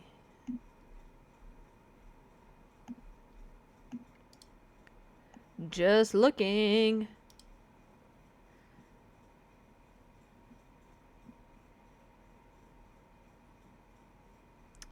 I will buy. Retro, you have a healing spell, right? I do indeed. Okay. I'm gonna buy 2 and spend 50 gold on that. Okay, so 2 potions of healing. Just knowing the fact that we didn't even hit combat and I got to 5 hit points, this might be a good idea. Don't beat yourself up over it. Yeah, I won't. I have no filter. It's fine. All right, so I'm at 65 gold and I have 2 healing potions. And then I think that because by the time we get there, if we use our rations, how much do rations cost? They're pretty cheap. Let me check it.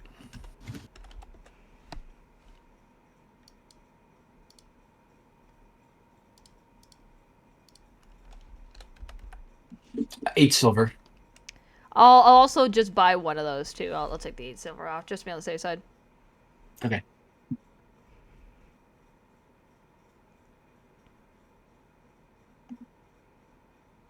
Any other purchases for anyone else?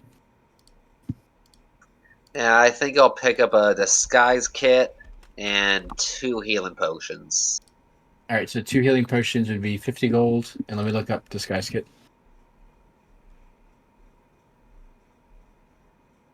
Disguise kit is also 25 gold. Okay, so that's 75 removed.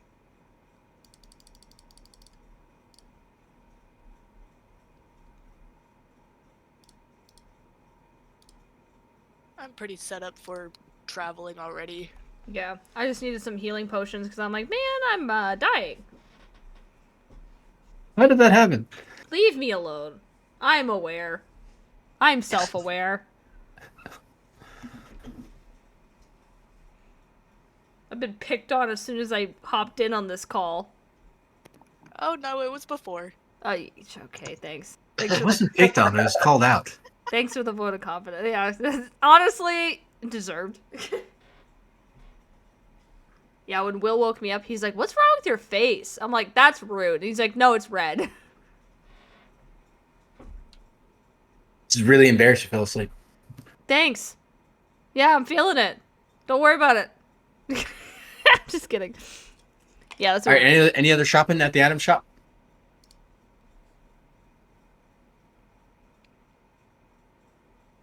I'm good. Okay. Are we swinging by any of the other shops? The weapon shop or magic shop? What's at the magic shop again? You're gonna have spell scrolls, and at this stage, it's gonna be level. It's gonna be cantrip and level 1 spell scrolls. Okay. And there also might be some basic magical knickknacks that might just to talk about if you're interested in going. I might be, how much would, okay, at the armory, how much would, actually, can I even use it? Let me see. How do I see what proficient in for armor? Bottom left. Oh, I have, okay, never mind. Ignore me. I was gonna say I'm not pretty good. I was gonna see if I can get some leather armor because my AC is crap, but I cannot. So. Yeah, you're basically gonna have to rely on cloths and cloaks. Yeah. I'm probably good then. There's really nothing else I can get or do.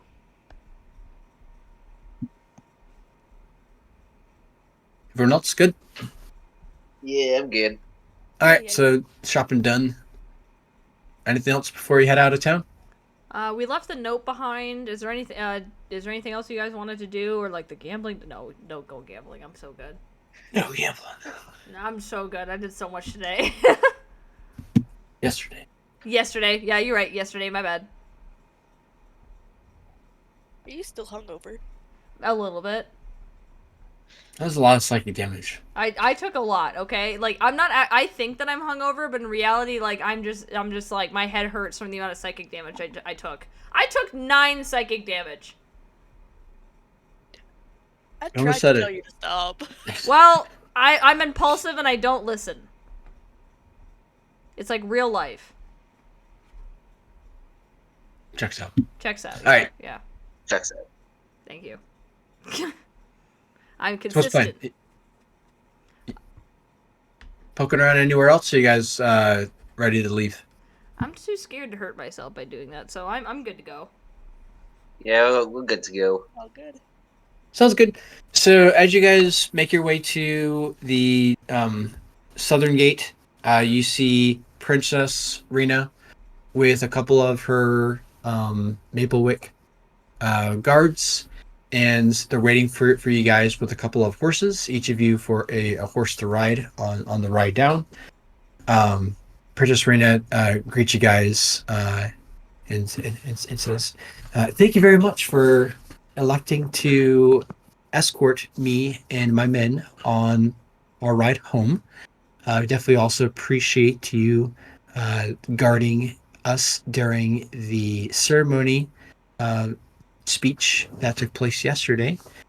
You guys definitely made us feel more comfortable knowing that Ambassador what did we call him? Doodle. Was it Doodle? Yeah. With Ambassador Doodle being there, you're not used to those Blackthorns being in our area. Are you guys ready you're to very ride out? welcome, Your Highness. Thank you. You guys ready It to was ride all out? wrong. Yes. Absolutely. On the ride, Rena also talks to you guys about when she goes back home, how she's feeling really stressed out about something. She'll tell you guys that when I do get home, I do have one more ask of you guys once we get there.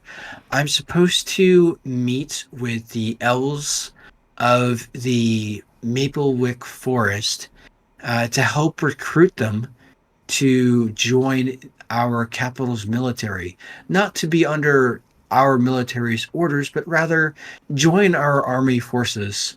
to be able to siege back Guildcrest. I don't interact with the elves very often. It's kind of on occasion.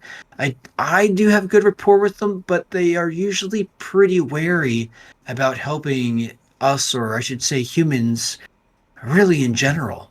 Um, I kind of have a bad history with them going back to my childhood, but that might be a story for another day. Would you be willing to stand in during our political negotiations to see just to make sure that nothing breaks out unexpectedly? Because those discussions might get heated. Oh, of course, no problem. They have to be the muscle. I can be the talker if you want. Do you guys have any experience with elves before? I've had a little. I've done some trading with them, but not like too much. But I've had a little. It's been okay. Yeah, I believe we had an elf in part of our group yesterday, but Yeah, he seems doesn't seem really? to get out of bed, so. Yeah, and he seems pretty nice though. That's fascinating. I didn't know elves slept. I thought they mostly meditated. I think he's just into heavy meditation, and he just like Hmm. can't get out of it. And where did you say that elf was from? Oh gosh, he's. Do you remember Coitus? Nope. Can I do some sort of check to remember what he said? Because I Do a can't history remember. check, yeah. Yeah. Okay. Perfect. Mm. He was also from the Maplewood Woods. He is. Apparently, I remember now. He's from the area that I grew up in, Maplewood. Oh, you're from my town of Maplewick. I am indeed. I do Ah. a lot of traveling, but I was apparently born there, and we kind of like have a house there. But you know, like I do a lot of traveling, so I don't go there too often. Who's your parents? I might know them. My parents are Evelyn and Darius Silverwood. And what do they do? They're merchants. They own the Silverwood Merchant Group. Ah, I'm familiar with that one. I hear mixed stories that they have some interesting goods that magical goods. If you can call it magical goods, and I do hear that sometimes it's maybe posed as something magical, but might not be magical. Is that right? Is it more novelty? No, we do sell primarily magical goods. However, there are some smaller goods. We don't say that they're magical, but oftentimes because we sell magical products, people buy products assuming that they are magical, only to get upset when we do label them as not being magical. So it is stated before we sell them, just people still assume there's some magical properties about it afterwards. Sounds like interesting business model, but okay. Well, you want to be able to sell to the people who can afford magical products as well as people who can't afford magical products, but people who can't afford magical products still assume that the magical products are going to work the same way as magical products, if that makes sense. It doesn't, but I appreciate the explanation. Got it. Okay, sir. Cool. Um, and what is your role with the shop? Do you work for your parents? Yeah, I work for I do. I'm not really in the shop per se. I do more of the trading outside of the shop, like more of the traveling, while they handle the shop. So I can't really speak too much of the shop's operations because I'm more of the traveling merchant. It's just the three of you. Four. Also my brother as well. Oh, and where is he? See, he's kind of been traveling, and so he's part of the military right now. Okay, hopefully he's doing well. Is he also escorting any of the other ambassadors to their home? I'm like clenching my fist because I'm just like, I'm so angry that he wouldn't wake up. I think so, or he may be joining us. I left him a note because he was otherwise indisposed. But I believe that he's either escorting another advisor or perhaps meeting us there at a later time.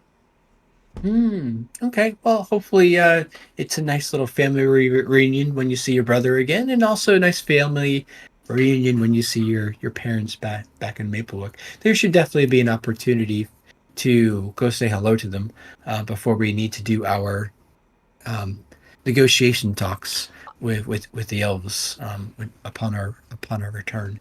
And what about you turning over to Coitus? Are you from Maplewood too, or from the capital, or elsewhere? No, I'm from the capital. And what do you do there? Or Um, what did you used to do before the military? let's just say I took on specific jobs on the day to day. No, like a handyman. Yes, like a handyman. Okay, it's definitely useful. Sounds like you might have many skills that would be that would be useful to many. And what about you? And kind of has like a curious look. Just notice, like really noticing at this point that here's a dragonborn. You know, there's not too many dragonborn around. Are you from here? I'm from like all over. I lived with a village who we like to travel a lot. We move from place to place. Um, we have met a few elves a few times. Since Dragonborns have um A long history in the area. a long history everywhere. uh, we I used know to. of Dragonborn being around. I don't know if I've ever interacted with any before. I'm familiar just with my own schooling. I am familiar with some of the histories of our realm. I'm surprised to see Dragonborn are still roaming around. I feel like a lot of the memory of the Dragonborn and their teaching and their guidance has kind of gone by the wayside over time. Do you find yourselves being well received during your travels? Not generally anymore. We are still a little bit in the capital, but overall not too much. Interesting. And why did you join the military and leave your people? Uh, I was sent by my elders to go on a quest that they gave me. Interesting. Is that something that you're privileged to talk about? Not until I get more information about it. I can respect that. I certainly I could only imagine elders of a dragonborn clan would have their own secrets and their own purposes for it. I won't intrude any further. So during this talk, you guys have already like been on the road a little bit. We'll say that some time has passed. As you guys are approaching the river area, I did want to mention that as you guys are making the bend around, you do see a trickle of refugees that are still making their way from the Guildcrest area over to the capital. Again, really sad looking, pretty messed up clothes, and just again looking distraught about their experience out in Guildcrest. Um, Dolly turns to you guys. What do you think of what happened at Guildcrest? Everything sounds like a tragedy, to be honest. There's so Have many. you guys have you guys heard any details of what took place? Not. I've only heard mixed stories. I haven't heard much, but all I know is that a lot of people have lost their homes, and anything like that has to be devastating. The mixed stories that I've heard so far was that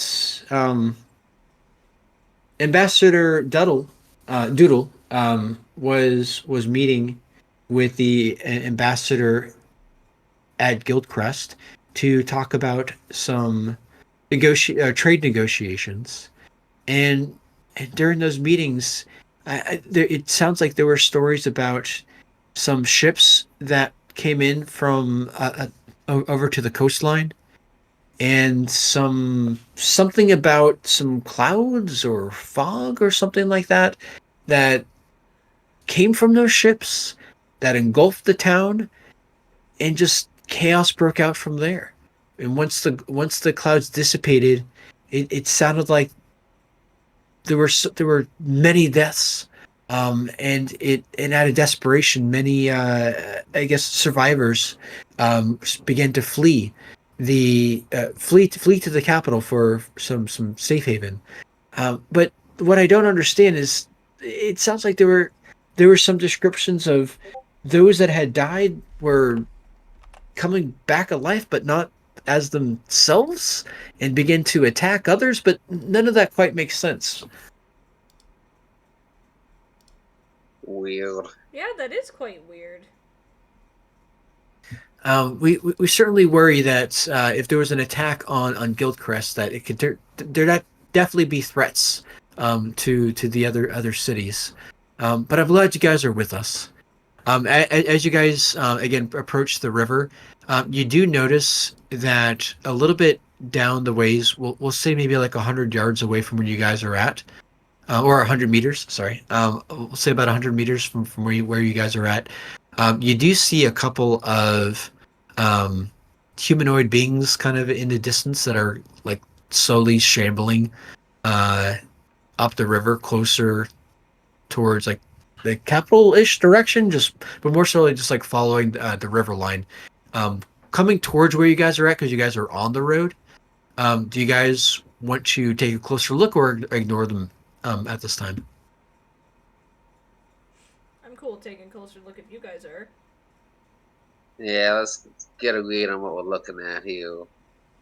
Sure. So you guys break off from the caravan pact, and as you guys ride up closer, you do see what looks like some kind of gray-faced, ghoulish-looking creatures that they look like people, but like just off, just like with empty eyes that are just looking off into the distance. How close do you want to try to get? How far away do we have to do to like try to do any kind of insight or perception check? Oh, just with your passive perception, I feel like I described what you guys would see, unless you're trying to get extra close. I'm trying to get the vibe. You know what I mean? Like, is that insight of are we able to see if they're armed or how they're moving? Like, if they're moving to like. They have, yeah, they have like commoner clothes on. Okay. But it's a little bit, torn and tattered. But their eyes look kind of like not all there. I'm gonna grab Curtis, Coitus, and Retro's wrist and get them to stop moving. Guys, I'm getting a really weird feeling about this. Can we fight them? Let's. You can attack them. Be prepared to do so, but let's try to see maybe if they just need some help first, okay? But I want you guys to be prepared for the worst case scenario. All right. What are you trying to do? We're gonna try to I'm gonna try calling out to them, and be like, "Hello over there, are you guys okay?" You see the head, because I mentioned that there's two of them. You see their heads kind of like look up, and it's a little bit off kiltered looking at you. You hear like these groans that are coming out, and they begin to shamble in your direction. Guys, all right. Did you guys need any help? Are you injured? I'm gonna also just kind of get ready, almost to getting ready to. I'm physically tense. If that makes sense. We'll say they're about 30 yards from you guys at this point, and you can tell that from this distance they're not right, and that they have a look in their eyes like they're making a beeline directly toward you guys. Their movements are a little bit jerky. Their skin looks quite grayed out at this point. Maybe like losses, like patches of hair that's a little bit lost. Maybe some injuries on their person that look like would otherwise have incapacitated a normal person, but they are paying no attention to these particular injuries on their beings. They're more or less just shambling beings. Guys, I think we got zombies. Yeah, I think the zombies. I'm gonna call out. If you guys keep moving forward, we will attack you. They only their grunts only become louder. Are they still moving forward?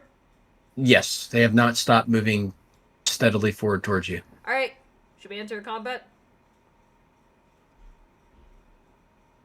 You can attack them, and that'll initiate combat, unless you wait for them to get all the way up on you. Coitus, what do you want to do? Oh, how many are there? 2.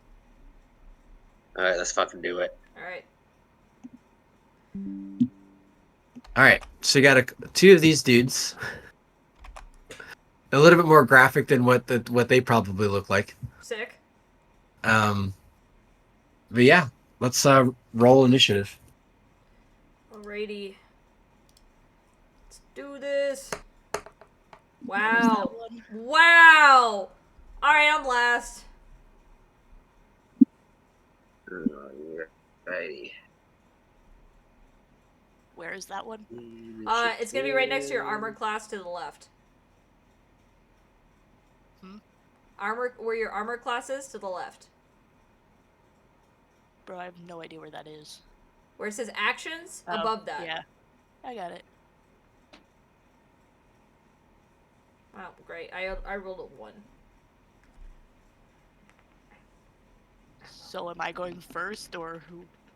Let's see what these scores are.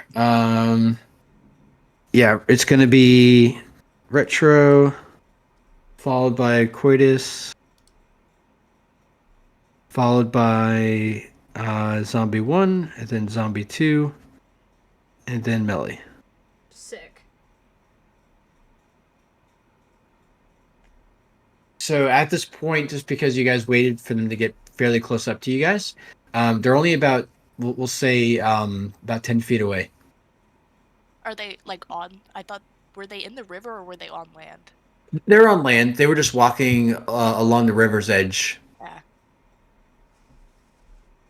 But they're about 10 feet away from you. Alrighty. I think it's Coitus who goes first? It's Retro. Retro. Alright. Looking at character sheets. Can I use my like elementalism to like create a dust like area? Sure. To do what? Just to like cover like their line of sight. Sure. You want to describe it? What it looks like? Just like a plume of dust that goes up in their face. Okay. So they have a plume of dust going up in their face, causing a bit of a diversion, preventing their line of sight. Again, zombies are going to be pretty dependent on their smell, their sight, and their sound. Even though their vision is typically not what they primarily rely on, it's still enough to distract them a bit. And that's a cantrip? Yeah. Okay. Do you want to do any movements? Do you want to stay about this 10 feet away? Do you want to go towards them, away from them, or just stay where you're at? I'm gonna stay where I'm at. Okay. So yeah, you got this big dust cloud that's surrounding them at this time. And then we have Coitus. Okay, can I use this dust dome to initiate a sneak attack? So sneak attack. You need. What am I thinking of? Can you read sneak attack? I want to make sure I'm not getting it confused with another ability you have. Because I think sneak attack relies on another ally being next to your target. Once per turn, you can do an extra 1d6 to one creature you hit with an attack if you have It's just if you have advantage. Okay, gotcha. If you just have advantage. But if I have an ally within 5 feet, then the ally. Yeah, I don't need an advantage if I have an ally within 5 feet. Gotcha. Yeah, we'll consider this an advantage opportunity. So yeah, you can do, but you still have to see if you hit. But what kind of weapon are you going to use for your sneak attack? Ooh, I'm gonna go with my daggers. All right, so you're going up for your daggers. Again, they're a little bit disoriented, so that's what's going to give you your opportunity for an attack. So because it's advantage, you also get to roll your hit die twice to take your higher of your 2 hit die rolls. Alrighty.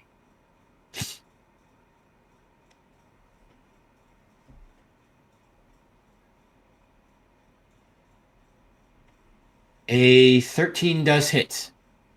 So now that you know that you hit, you can do your 1d4 plus 3 damage, but then roll the d6 for the sneak attack damage.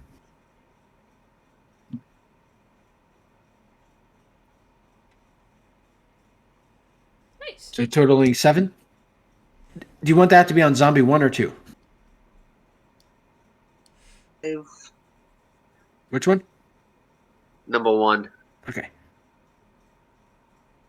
All right, so that is your action. What about a bonus action?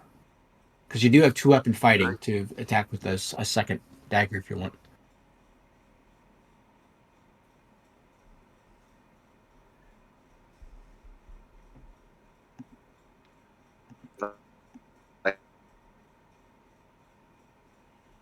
Sorry, Curtis. I think I can get the audio is cutting in and out.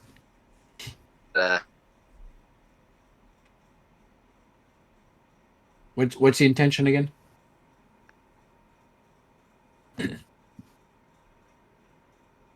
Oh, I see that you rolled for a second dagger, and that was a 21. And do you want to do your nick ability with your dagger as well to add some damage? Why not? Let's do it. And that would be another roll of the damage die. Okay.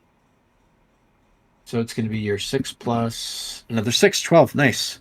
So it's you went up and sliced this thing to ribbons, but it's still barely standing. When I say barely, like it's barely standing. It probably now looks like this with its guts falling out and everything. Sick. All right, so this zombie is going to try to swing on you, Curtis, with being the closest person. And let's see, what is your armor class, Curtis? 14. All right, so this does hit, and damage is going to be 4 bludgeoning damage. So just 4 damage on you. So it takes a swing with its arm and knocks next to you, but probably nothing too much, nothing you can't handle. And zombie 2 is going to go, and Curtis, since you're also just right there, also going to swing on you. And this, I guess, it was enough. The first zombie hitting you was enough of a distraction where the second one really clocks you on the side of the head, and is going to do. Oh my gosh. 1, 2, 3 more damage. I rolled a net 20 for the hit, so it was a crit hit, but all the damage dies were 1s. So you got really lucky with that. Because on a crit hit, you get to roll your damage die twice, and it was 1s both times. Oh, I'll take it. Yeah, so 3 more damage. And that now brings us to Millie. Alrighty. So you said that the zombie 1 is barely standing up and zombie 2 hasn't taken any damage, right? Correct, yeah. Okay. Alrighty. Am I at disadvantage with my chromatic orb because they're in a plume of dust? No. Okay. Alright. I'm on zombie 2, the one that's not been hit as much. I'm gonna cast chromatic orb. So I'm gonna do this to hit. I fucking hate myself. You didn't miss by much, but you missed. I picked up on that, don't worry. They have very low AC. But more than 6. What else? I have.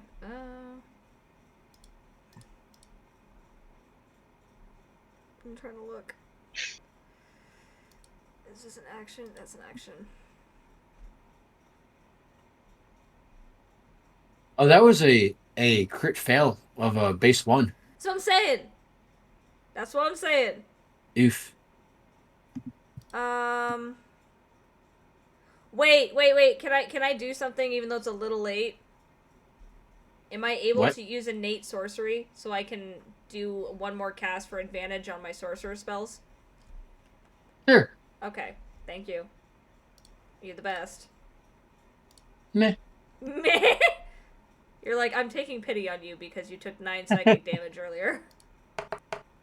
Ah, does 19 hit? It hits by a wide margin. Yes, Okay. and you're hitting with chromatic orb. All right, so let's do the. Oh, and were you doing this on the one with 3 or all right, I just said it. 3 HP.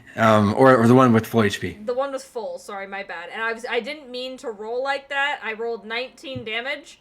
I was trying to change my my damage because it was on acid to something else. I was gonna change it to fire.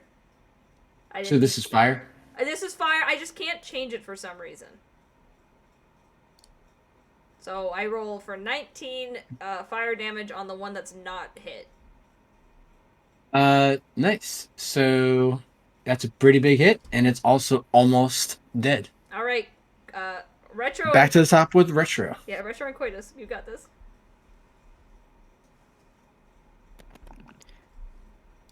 Produce flame. Fantastic. So you get first roll that the hit to see if we hit, and if we do hit, then do damage. What dice am I using? There should be a button that under the hit column or within the hit column. Which button? Where are we? It's the +5 that's right next to it. So it says produce flame to the right. So if you're looking at the screen share that I have, it'd be this. Okay.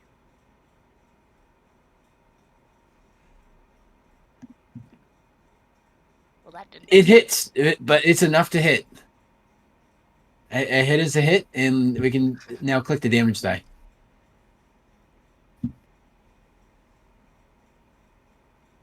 Fantastic. And was it at zombie 1 or 2? Zombie 1. Zombie 1. Zombie 1 does burst into flames and drops to the ground, and it has been killed.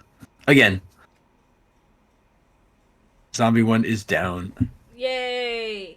Yay. Coitus? Okay, and I'm just gonna go ballistic on zombie number 2. Alright, dagger away at it.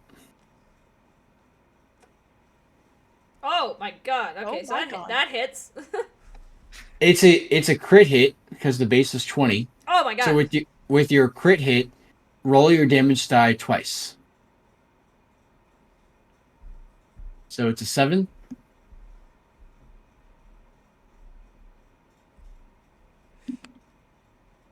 Alright, so because this is a zombie. Oh my gosh, you're so on the nose lucky. For zombies, if their hit points go to 0, they have to do a Constitution saving throw. And it's scaled based on how much damage that they just took. If that damage is not radiant or fire, and it was like the perfect to the number, the exact failure of this zombie to kill it. Otherwise it was going to come right back up. But yeah, note to selves for future that the final blow, if it is not radiant or fire, that they can get back up with 1 HP. Okay. That is good. I had a feeling they were weak to fire. I was like, I'm gonna do fire. Yeah, so took out a couple zombies, and you notice that on their persons that their clothes are very reminiscent of maybe clothes of a townsperson from Guildcrest. as if these potentially could have been former citizens of Gilcrest. Do you think that this is what happened to everyone at from everything that we've heard?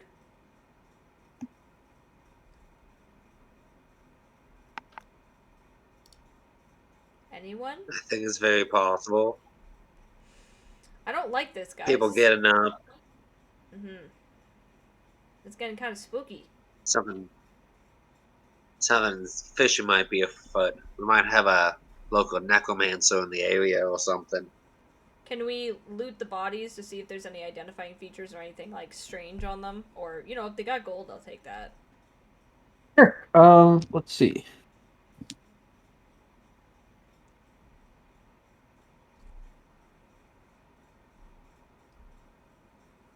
The first one has 17 copper. The second one has 5 silver. Okay, Jenny, you can have the money. Thank you. How much was that? What did I say again? 17 copper and 5 silver. 17. Yeah, that's perfect. I got you. I rolled for it. I didn't remember what the first roll was. It was 17 copper and 5 silver. 5. Okay. Anything else or just the gold? Or That and any kind of identification just confirms that they are Gilcrest citizens. Okay. Can I do a medicine check to figure out if anything, like, what's going on? Let's give it a try. Fuck yeah! What's going on? Tell me, Jason. Very nice. So you can tell that the darkest pronounced veins that are discolored on their person come from like their neck area, as if like they may have like inhaled some kind of toxic or necrotic fumes. This kind of goes along with what Princess Rena was saying before, that there was some kind of cloud or fog that overtook the city. That later on people who had fallen basically came back up as zombies. But you definitely see that the discolored veins are coming from around their mouth and neck area, as if they had inhaled these necrotic fumes. Okay. I'm gonna relay all this information that I'm seeing, like, as kind of how you said it to the group. Guys, I'm getting a really bad feeling about this. Huh. I smell something fishy. You are right next to a river. Yeah, I was about to say. Okay, let's go back. Let's go back to the princess and let her know what we found. All right. Princess goes to you guys. We watched you from a distance. What did you do to those poor people out there? They just looked like they were just enjoying a nice walk in along the countryside. Were they some refugees or what? Remember how you were talking to us about the smoke that came out earlier, and then a bunch of people, there was death and the refugees? I knew it was only rumors, but yeah. We gave these people plenty of warning. They were coming off very strange. We ended up having to attack them because didn't seem coherent, and we noticed as they approached us that they actually had fatal wounds to them prior. So they were unfortunately already dead before we killed them. They were the undead. And looking into them, I noticed some discoloration around their mouth and throat, which I think that smoke that you mentioned people saw, I think that might have had something to do with this, and I believe that smoke may have to do with people potentially turning into zombies. Interesting. And if they knew, I guess whatever that smoke came from, do you think that was an attack on the city, or I guess I don't understand. I know there was some rumbling around the Blackthorns being behind this, but this further validates that they shouldn't have had anything to do with it. If Ambassador Doodle was there at the time as well, and from the sounds of it, he barely made it out alive himself. I don't want to draw any conclusions. I'm not 100% certain, but I think that this is something that we should be looking into. to ensure What? that nobody else will meet the same fate as well. Oh, I would sure hope not. That sounds like it was such a devastating event. I would hate for that to happen on the Capitol, where we have even more people. Absolutely. So I think we should get you there as quickly as possible so we can discuss this with your mother and perhaps try to come up with some sort of strategy of figuring out what is going on. Okay. As you guys continue, or is there anything else you wanted to express? Friends, colleagues. I don't know if we can trust these Blackthorn people. I'm in agreement with you. I'm very, very hesitant. Retro, how If you feeling? we Sorry, Codis, go ahead. we already had our suspicions yesterday with the medallions, and this kind of thing happening in a row seems very suspicious. What is this about medallions? And you see Rena holding her own emerald medallion that she received, that she's currently wearing around her neck. Are you okay if we see that for a moment? Can I do a persuasion check to see if she'll let us see it for a moment? What are you gonna say? Depends what you try to say. Princess, we have it under a good authority that perhaps that these necklaces might be connected to that black fog I spoke to you about earlier. Are you okay for your own safety if we have a look at that? Connected to a black fog. Sure, take a look. Okay. You can do investigation or arcana or whichever one you feel is better for yourself. Both suck, so I think. You'd pass along to somebody else who might have a better look. Okay, clearly I don't notice What are we anything. looking at? Investigation? I just, Yeah, and I'll let the rolls be at advantage since you kind of know what you're looking for. Okay. Well, I got two threes, so I hand it off to Coitus, and I say, I can't really tell. Can you see if you can have a look at this? I got dirt in my eye. Yeah, I got dirt in my eye. I got some fire in my eye. It came back in my eye when I threw that chromatic orb, okay? Are we doing investigation or perception? It's going to be investigation or arcana, whichever one is stronger for you. Ooh, not so great. It's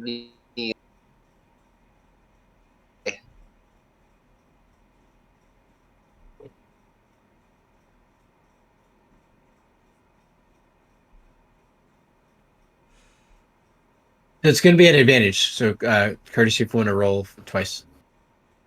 Okay. Okay. Okay, so the 16 is going to be enough for you to tell, and this was with investigation, that it looks like it has a similar kind of make to the ones that you saw from Hans and Pug. Similar make in the sense like similar kind of a pickness to it, craftsmanship to it. Again, because you did investigation rather than arcana. It looks like it was probably made from a very similar maker, most likely identical maker. Got it. Can I look at Retro and say, is there anything you can make of this, and see if you want to try an Arcana check? Sure. Or in D&D language, do you want to see if there's anything magical about this? Yeah, you want to see if there's any magic? And then I'll say, do Arcana check. Yes.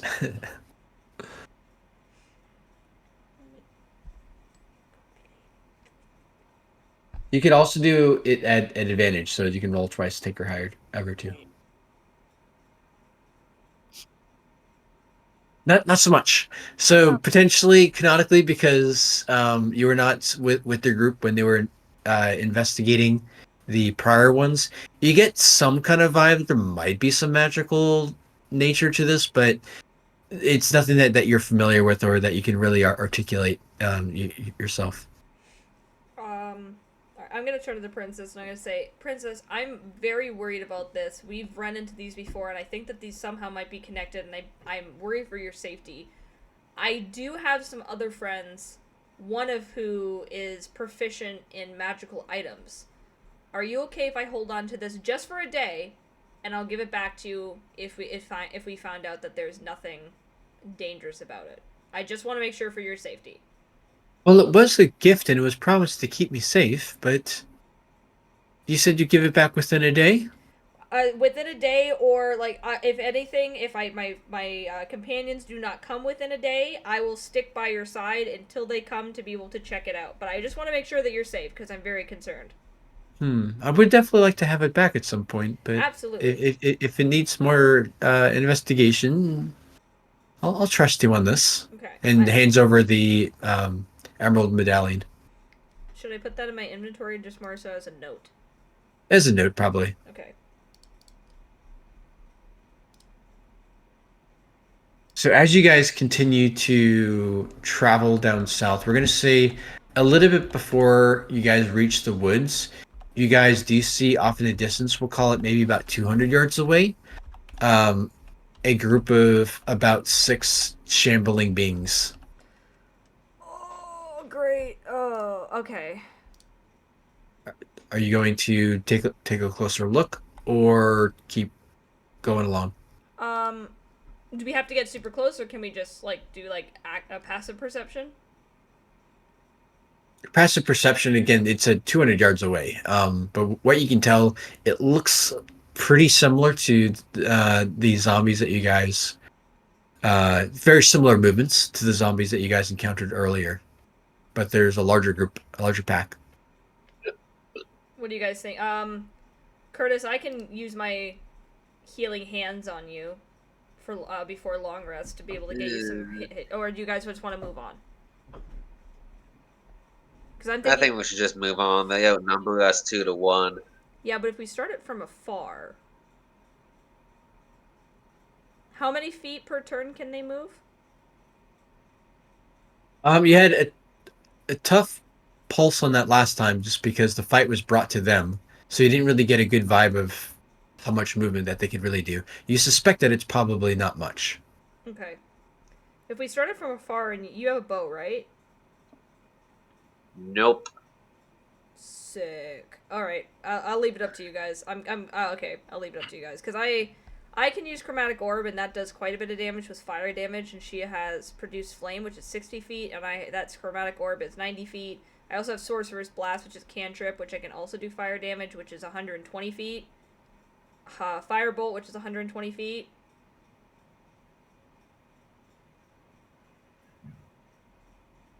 I can throw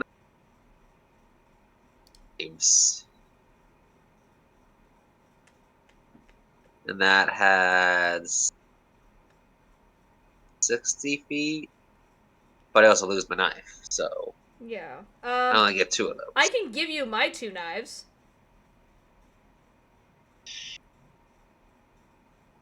I think we just should leave. stay clear of this engagement. Okay, we just leave.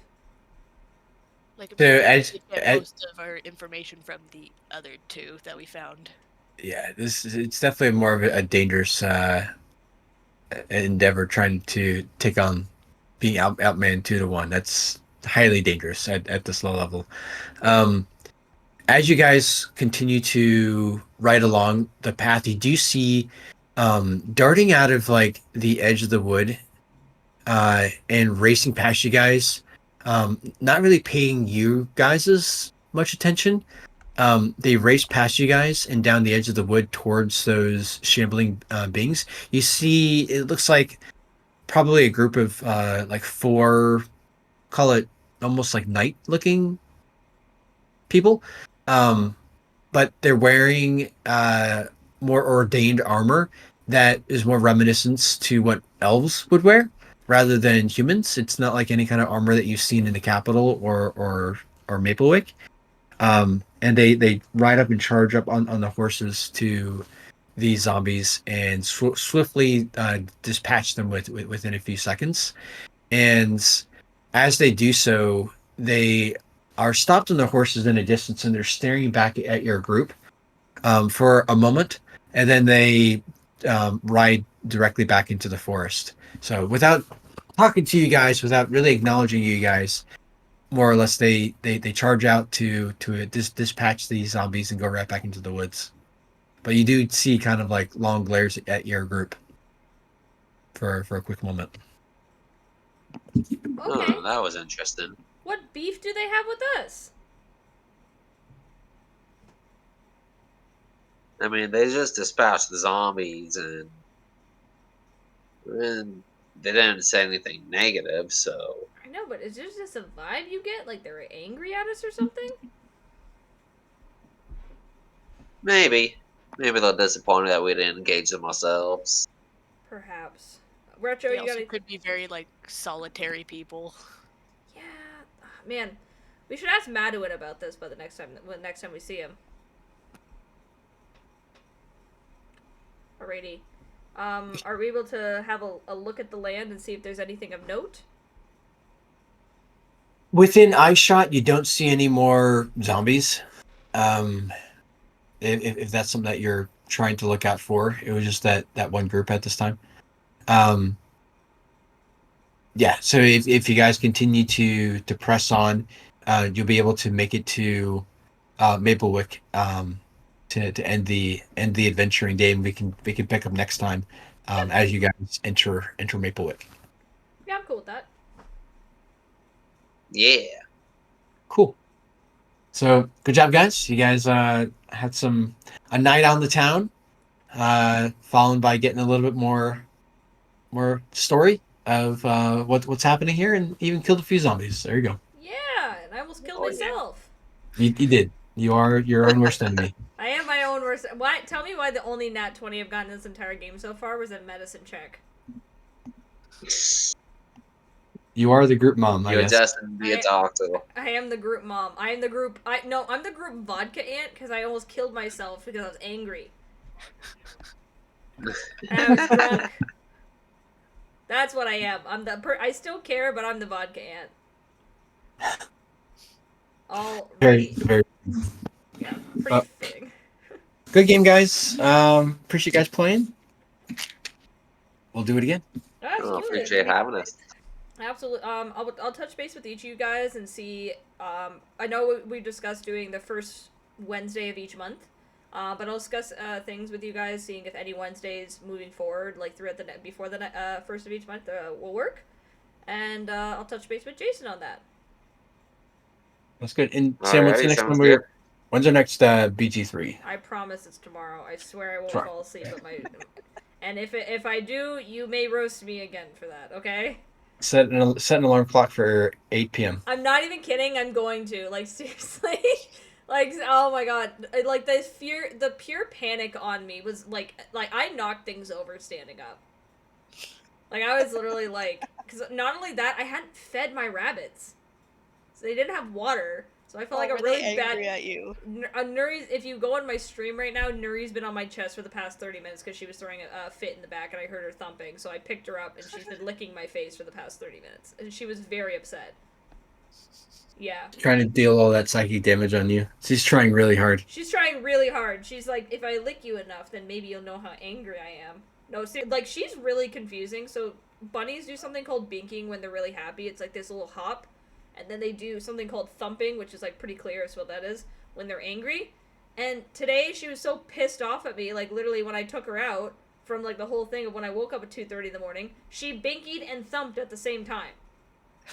Like she literally binkied and I was unsure of which happened, but I'm pretty sure she launched herself off the ground by thumping. I'm like, what do you want? Which one is it? Literally, I was like, which one is it? I don't understand. Like, I don't know what you want from. No, they were not impressed with me. So I was like, I knocked my freaking microphone over. I knocked everything. And I was like running. I was tripped over my own feet. I have like a really wheelie chair. Almost tripped over the chair. Will was like, what is happening? I'm like, what time is it? Earthquake. Literally, well, because Jenna's been to my house recently, but I have blackout curtains, so I couldn't see outside.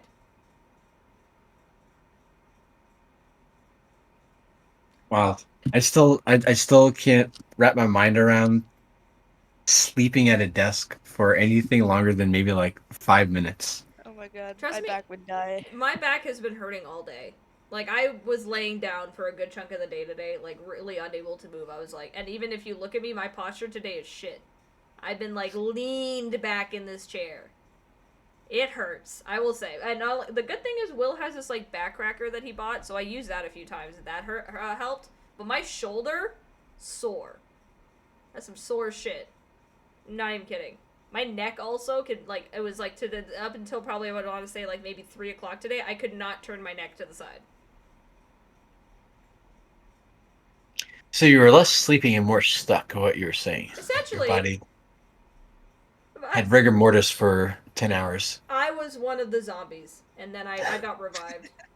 Someone nat 20 to medicine check like I did, but they managed to figure out how to bring me back from death. Yes. Alrighty, Should but do no, some stretching. I honestly probably will after this. I'm probably gonna do some stretching and then go to bed. I'm not even gonna lie. But no, I really appreciated playing with you guys. It was lots of fun. Jenna, how's your first game? It was entertaining. Especially me almost dying multiple times. But no, I'm really glad that you guys are here. It was really really fun, seriously. And Jason, you did a good job. I tried. Uh-huh. Thanks. Yeah, I know I get really into it and I start cutting people off because I start getting like and I'm so sorry about that. I'm just So excited. I get way too like hyped up. I'm like I'm in the moment. I'm here. But no, I appreciate you guys a lot. Yeah, hopefully Dan and Igor can join next time, or at least catch the VOD. Yeah, for today. I have. Yeah, I got Go. I got a message from Dan saying that his internet went out in like his entire area or something. Oh shit. Oh, that would check out. Okay. I have What also. horrible time. Yeah, we've had it. Yeah. We've had some issues. Does he live near Langdon? He's in Guelph. He's in Guelph. I was gonna say at Langdon we've been having internet issues all week. That's one of the reasons why the weekend's so exhausting. Well, they didn't. I tried to slow roll it a little bit of what stuff we were doing today. So hopefully they can easily catch up. Yeah, I was texting Igor like a little bit of bits of what was happening, so he kind of knows what's going on. And then the good thing, so I'm gonna be downloading these, so we have these. So the good thing is like if someone is confused, I can either send them to them, so they can catch up like pretty easily. And then I'll try to, before we do another session, I'll try to like go over the VOD again and make some like points as to like the major things that happened. If that makes sense. It was mostly drinking and gambling, and then you fought a few zombies. Yeah, we drank, we gambled, and we fought some zombies, and I hurt Brutus with my one-time per use thing. And Sammy almost died. And I almost died on multiple occasions in very stupid ways. Honestly, it's like real life. It's 100%. This was like my last Tuesday. Why do you guys? I'm glad you didn't take any damage when you bruised your hips from knocking into the table earlier. I was fucking waiting. Otherwise, it could have been fatal. Yeah. Well, I was literally like, okay, 1d4. I'm at 5 health. I can't die. That was my logic, like literally. And then when I got the 4, I was like, most gamblers quit before they win. Alrighty.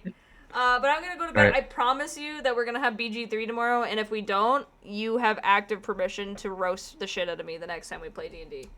I will do it within the D&D group chat if that's the case. Okay, that sounds good. You can do that too. Yeah, that's acceptable. Alrighty, everyone. I Right. shall Night, see you everyone. later. Bye. Bye. Good night. Good night. Alrighty, have a good night. Have fun at work, Jenna. Thank you. You're welcome. Bye.